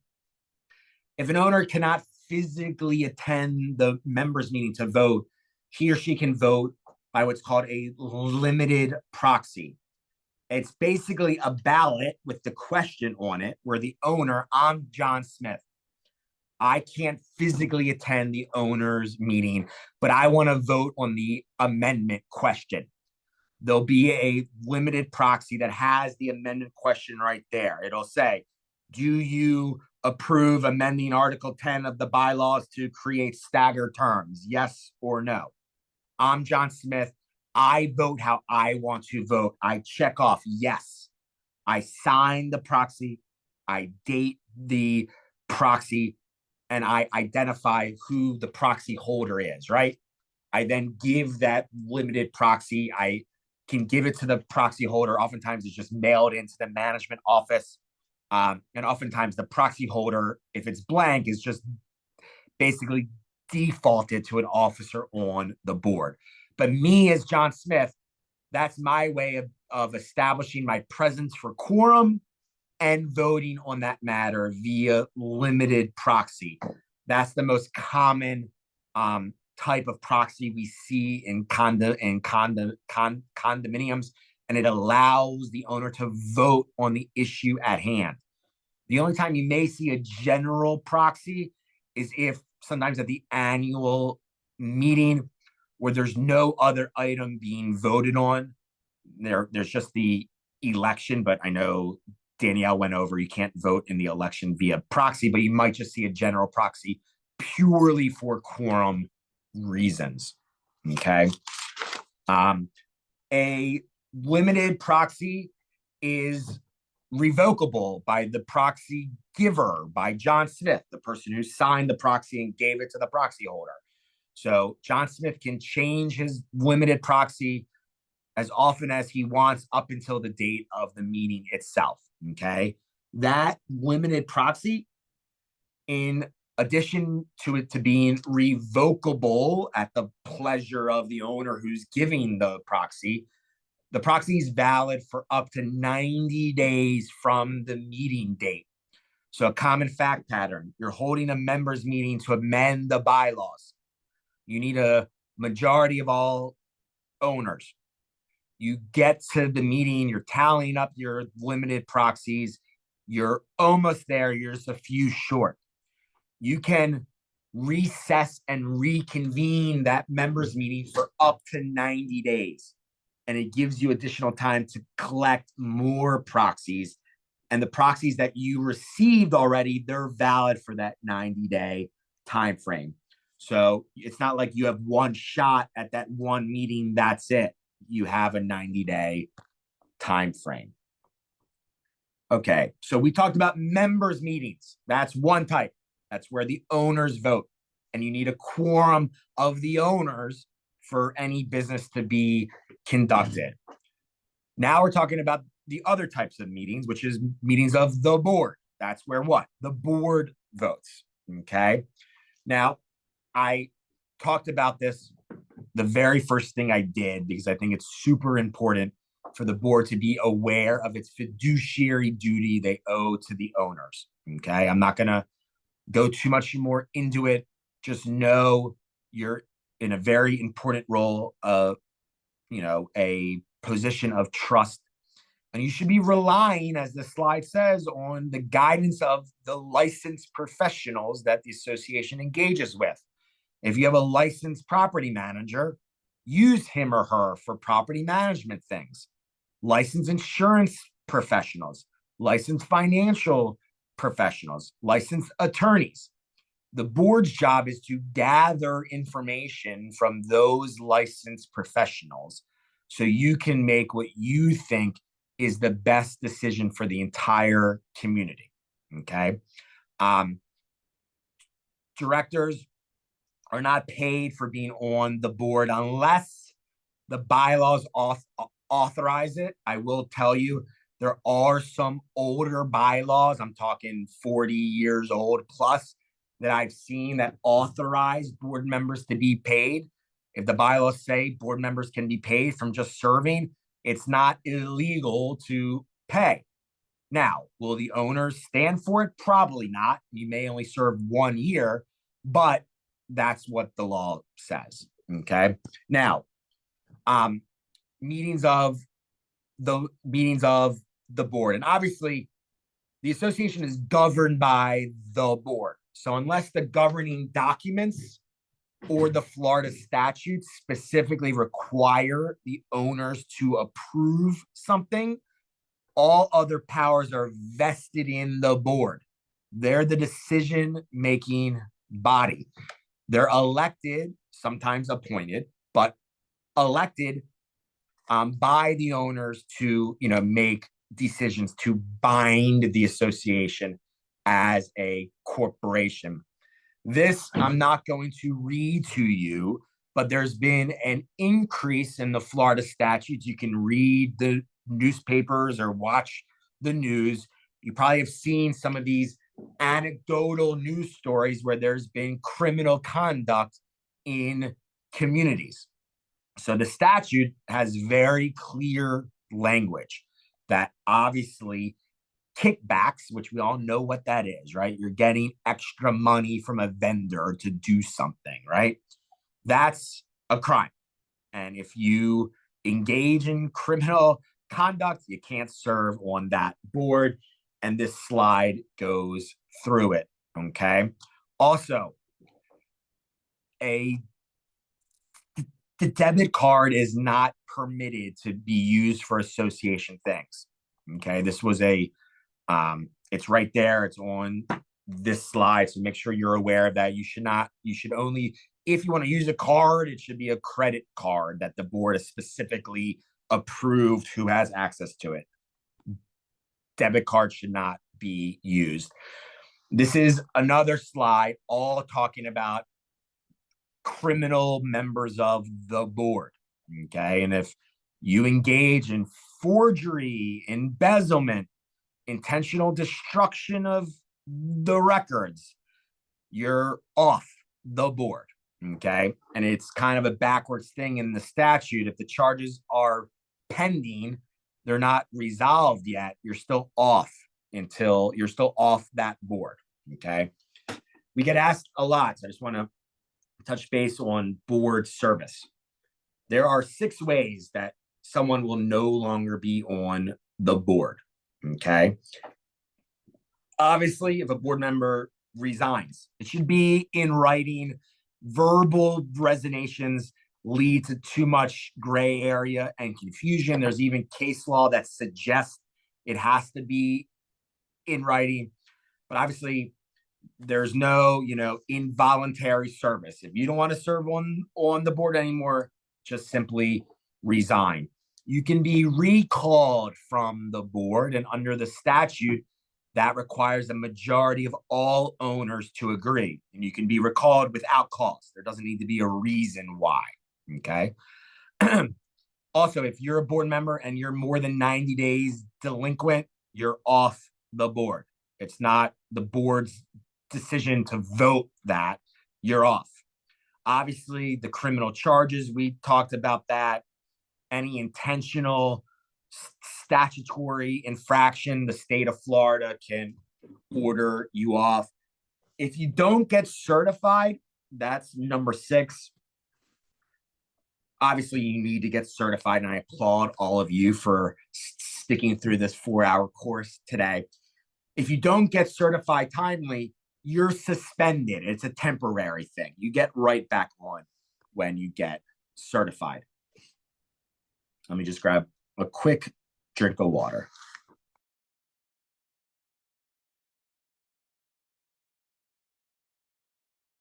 Yes, and folks, thanks for hanging out with us today. We know you have options, so thank you for sticking with us. We're on the home stretch here, the final few laps of the racetrack here. And in, I don't know, in about 10 to 15 minutes, we'll place the evaluation link into the chat. So if you don't currently see the chat area, click the button so it shows up. It may say chat is disabled, but it's disabled for you to send stuff to us, but we will be able to send stuff to you. So if you don't see it, press the chat button now. And again, in about 15 minutes, we'll place that link in there. And that's what you will need to fill out so that we receive your submission. And then we'll email you certificates over the next couple of days. Back to you, sir. Jeff, thank you so much. I really appreciate all of your help here. Yes, we are in the home stretch. So meetings of the board, okay? A quorum of the board, again, quorum is just a fancy word. It's the minimum number of board members for a meeting to be held. And virtually always it's a majority of the board, 50% plus 1. So let's say you have a 5-person board. Quorum of the board would be 3, okay? What the statute says is when a quorum of the board is gathered to conduct the business of the association, that's a meeting that you're supposed to have notice posted in advance and owners get to attend. There are certain people out there, perhaps even some, other practitioners in the field that take a very strict interpretation of that.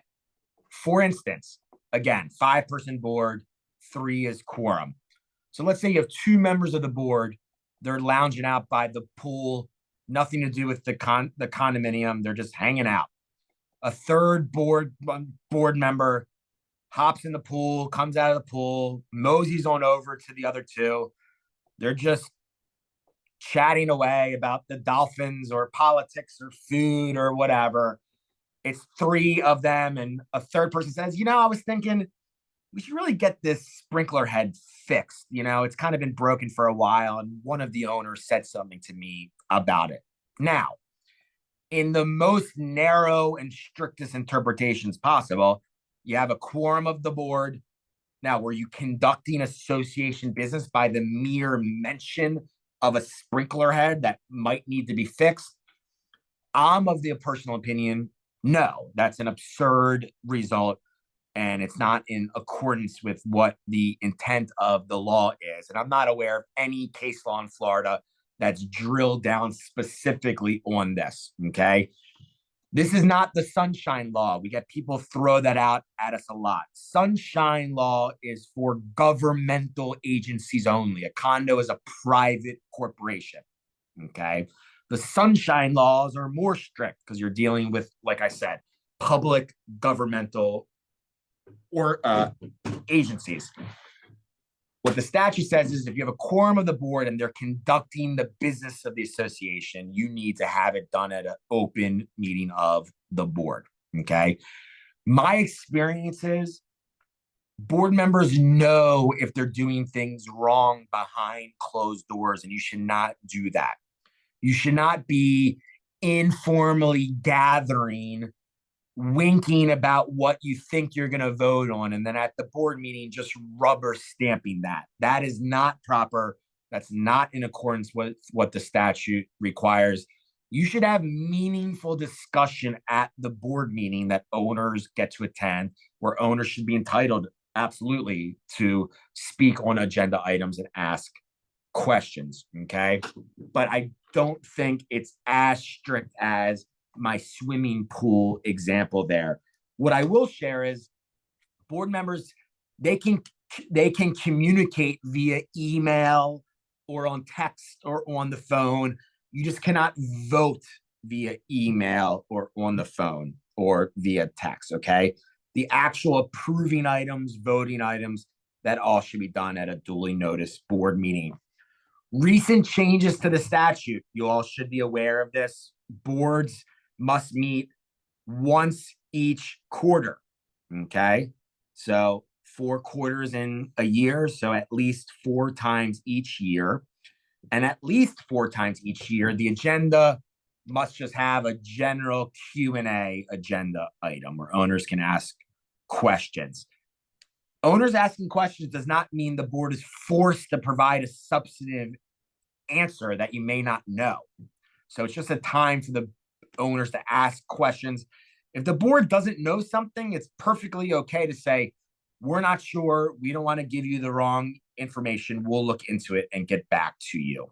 Okay. Again, you can't use you can use email. You just can't vote via email.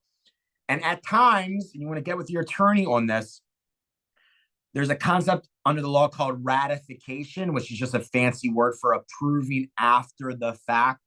Sometimes there are bona fide extenuating circumstances that in good faith, the board must support an item to be done between meetings of the board. And the board can always ratify that at the next properly noticed board meeting. Notice of board meetings, there's a couple exceptions, but the regular requirement is you post it 48 hours in advance with an agenda. The exceptions are right here where you need to mail and post 14 days prior. If you're going to be adopting a special assessment, that's a 14-day notice mailed and posted meeting. Or if the board's going to be considering rules regarding the use of the units themselves, that's a board meeting notice. It must be mailed and posted 14 days prior. Again, if you're required to have a website, 150 or more units, all the notices must be posted on there. Every notice needs an agenda, right? The owners need to know what you're voting on. If it's not on the agenda, it's not appropriate for the board to formally vote on that item. If it's truly an emergency that arises at the board meeting, you can have a majority +1 of the board add an item to the agenda, which should then be ratified at the next board meeting. As it stands now, there was a recent change to the law, which I personally don't think makes a whole lot of sense.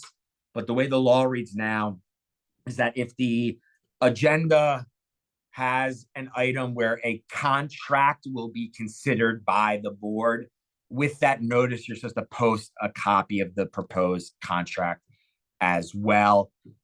Similar to members' meetings, owners get to attend board meetings. They get to speak on designated agenda items. The top of this slide lists the 2 exceptions in the statute where board meetings can be closed to owners to attend.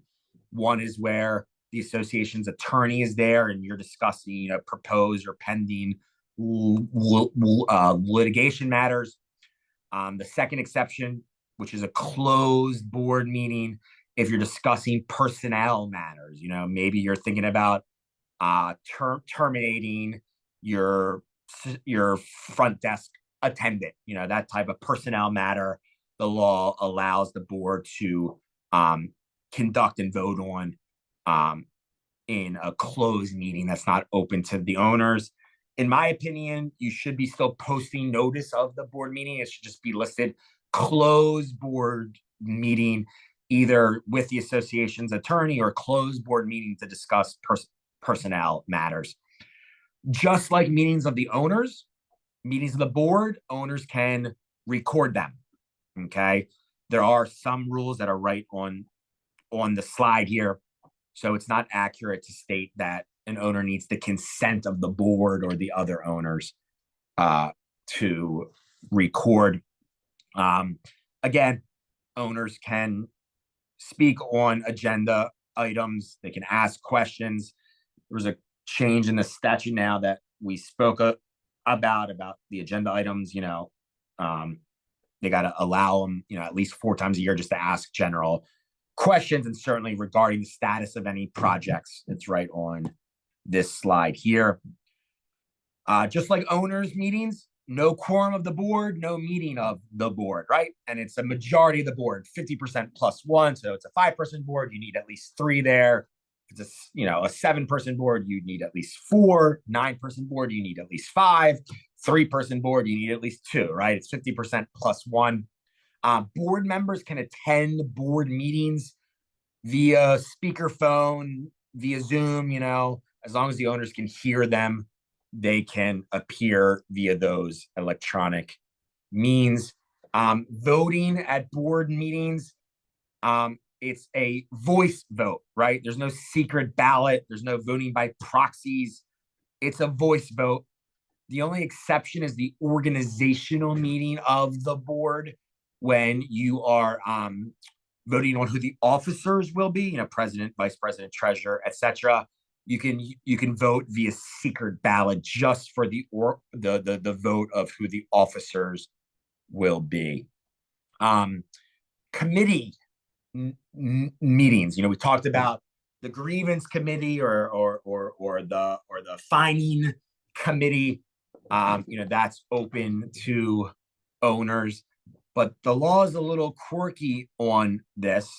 But if it's a committee meeting that's, taking final action, or they're making recommendations to the board about the annual budget, those are subject to the meeting notice requirements, and owners get to, attend those. Okay, so that's the first part of this slide. Other committee meetings that aren't taking action on behalf of the board, they're not required to be open to the owners to attend if your bylaws say that they're not open to the owners. So it's a little bit backwards. So if you have a question, if you have formal committees established and you have questions on whether that committee meeting is open to the owners and advance notice must be posted, get with your association attorney, because it likely will require a bit review of your bylaws. All right. I believe that this is the second to last topic in topic 4. Again, this is a general overview. We give entire courses on just insurance, okay? But for property insurance, okay, you're required, the association, to have it. Some people call it casualty insurance. God forbid there's a hurricane. You need that type of property insurance. It's based on your replacement cost, right? And there needs to be an independent appraisal done at least once every 36 months. Okay. We all know about rising insurance costs. I'm not going to go in depth about that. You should be speaking to your insurance agent about what your renewal might look like, so you can hopefully budget accordingly. But this is not an optional thing. You obviously need adequate insurance, and per statute, the board must use its best efforts to obtain that adequate insurance. So that's property insurance. Another type of insurance that you're required per statute to have is fidelity bond coverage.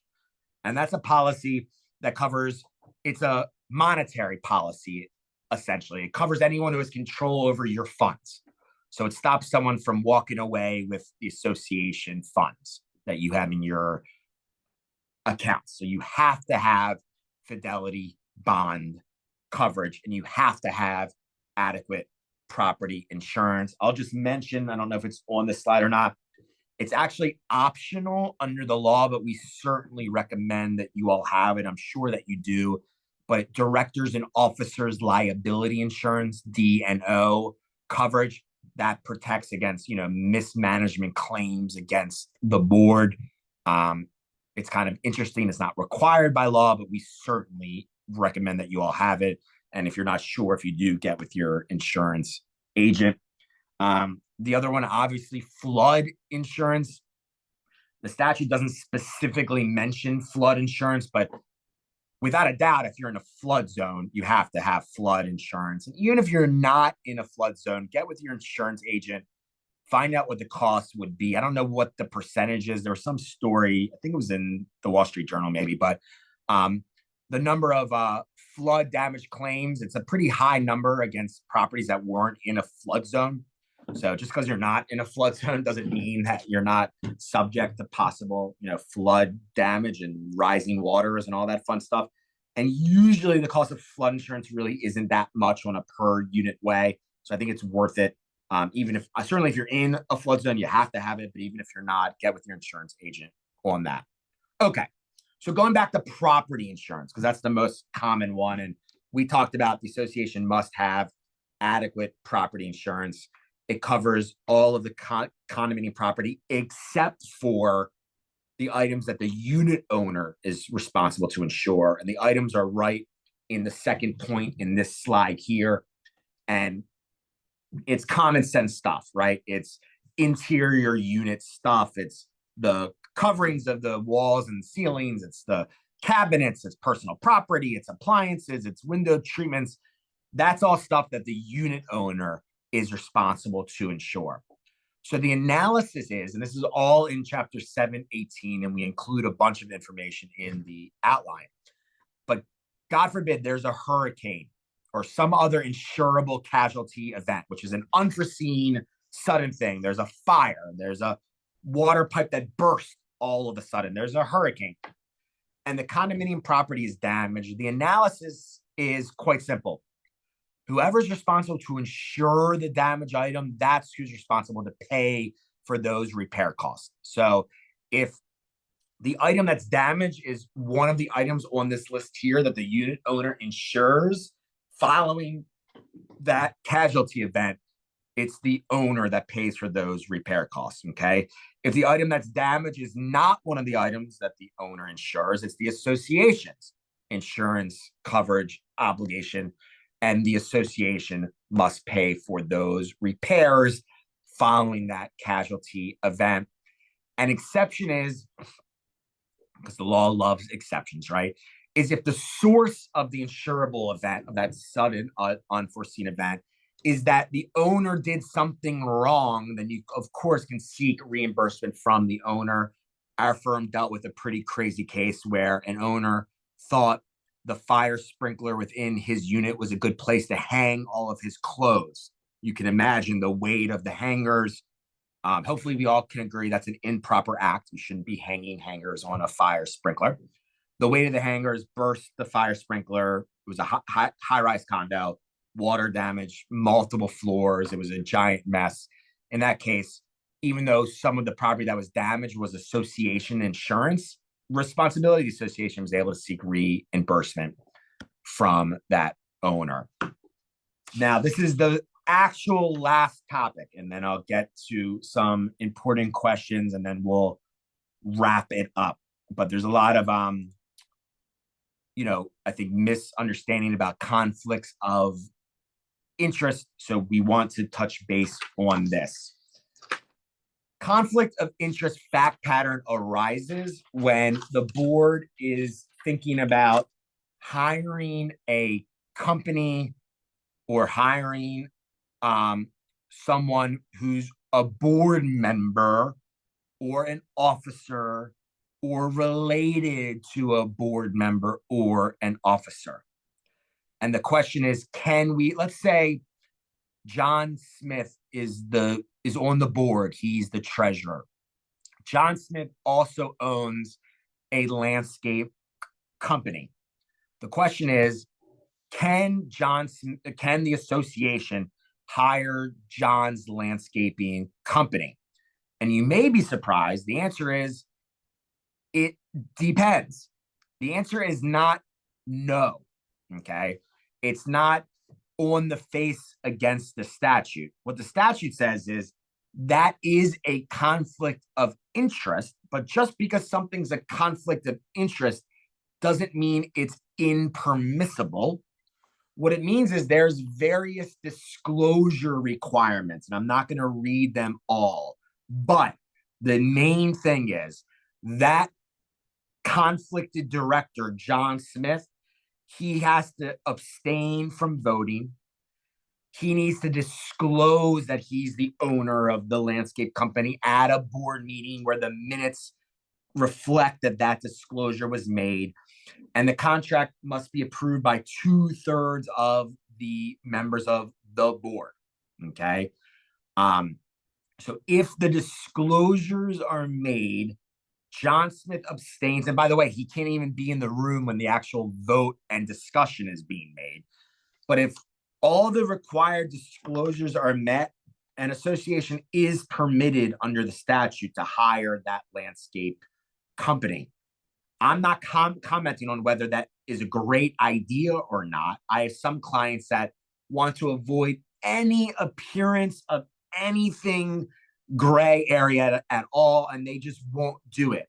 And I completely understand that. And there's certainly no harm in just saying, we're not going to get near that. We're not hiring a company that's owned by a board member. I understand that.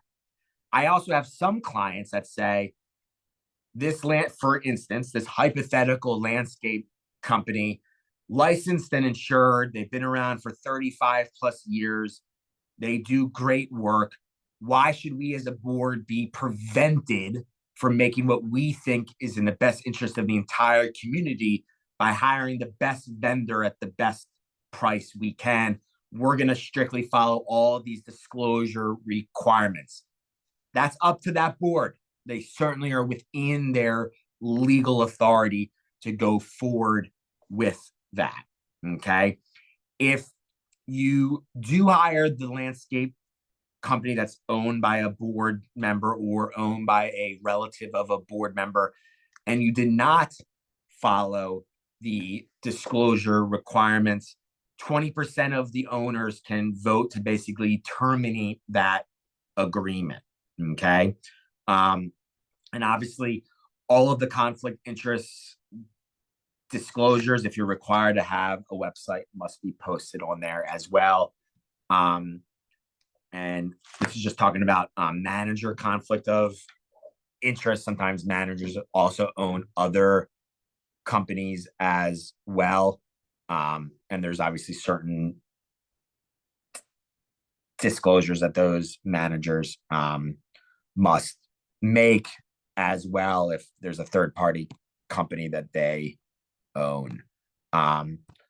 With that being said, we're going to take just a couple questions. We'll just take a few more minutes before we officially wrap it up.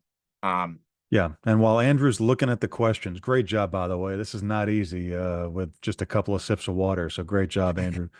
While Andrew's looking through the Q&A for a few questions, when he is done, I'm not going anywhere. I will, the evaluation link is in the chat. You can go ahead and click on that now. And I will also more slowly go over it on how to do it all when Andrew's done with the few questions he's going to answer. So fear not, I'm going to hang out and I'll open the chat to answer any technical questions about the evaluation when Andrew's done. Back to you, sir. Awesome, Jeff. Thank you. So we got asked about, is the organizational meeting to elect officers open for unit owners? The answer is yes. Okay.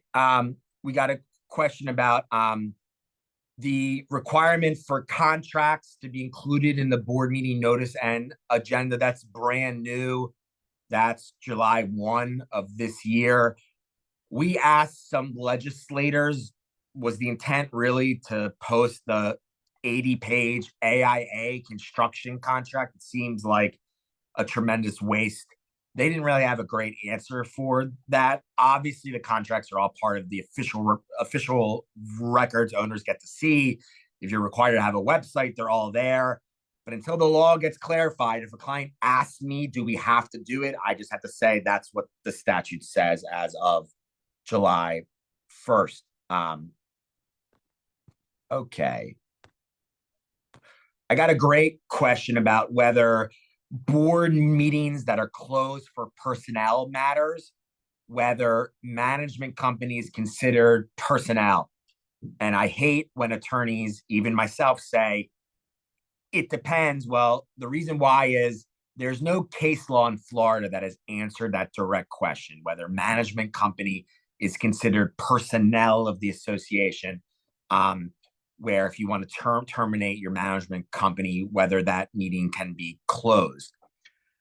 I think there's me personally, I think there's a very strong argument that they are personnel. And the reason why I say that is if you search 718 of the Florida statute and you search for the word personnel, the use of personnel is almost always connected with management company individuals. And I think some of the same concerns, whether you're considering firing a front desk attendant who's a direct employee, or whether you're considering firing the on-site or firing the management company that has their own employees, I still think the same concerns about doing it in an open board meeting remain. So until there's case law in Florida, I think there's a very strong argument that management company are considered personnel.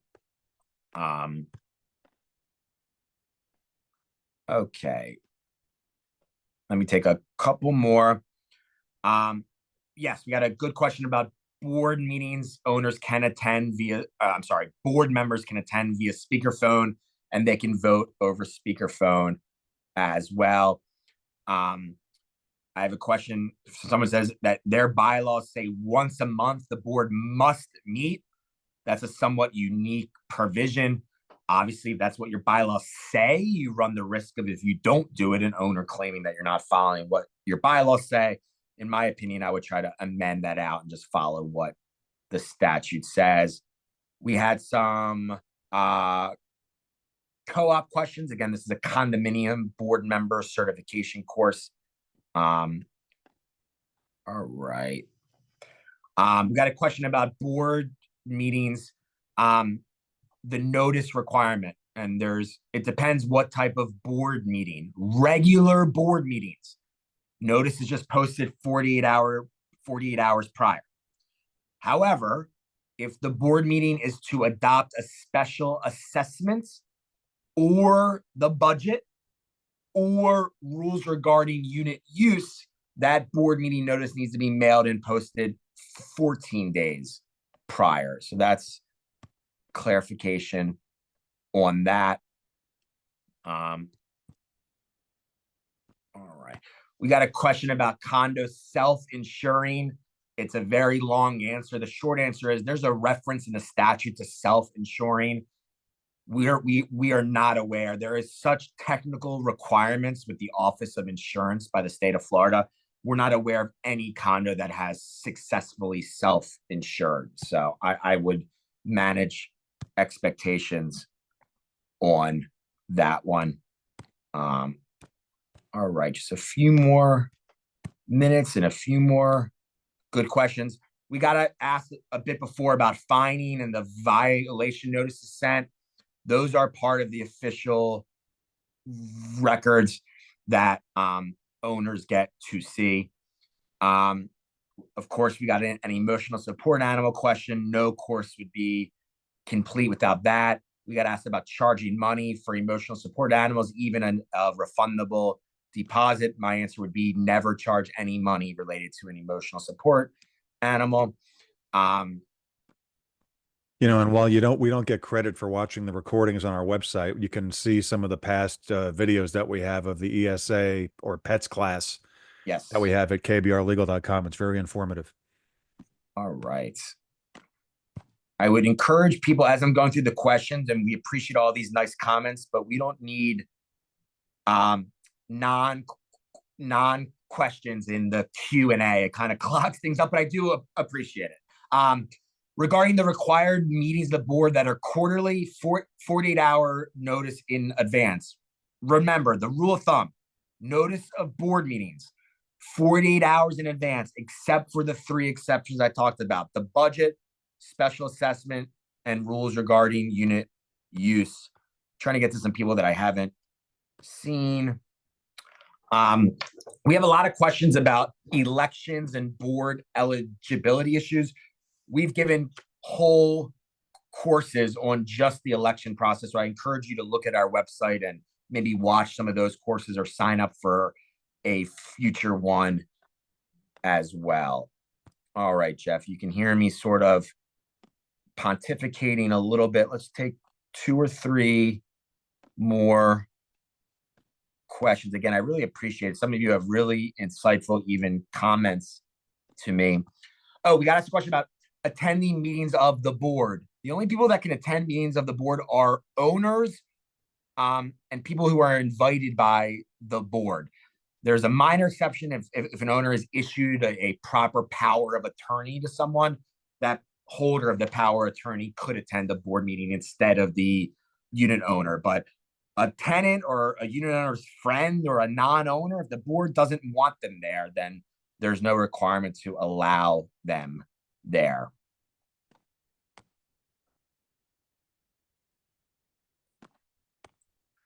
All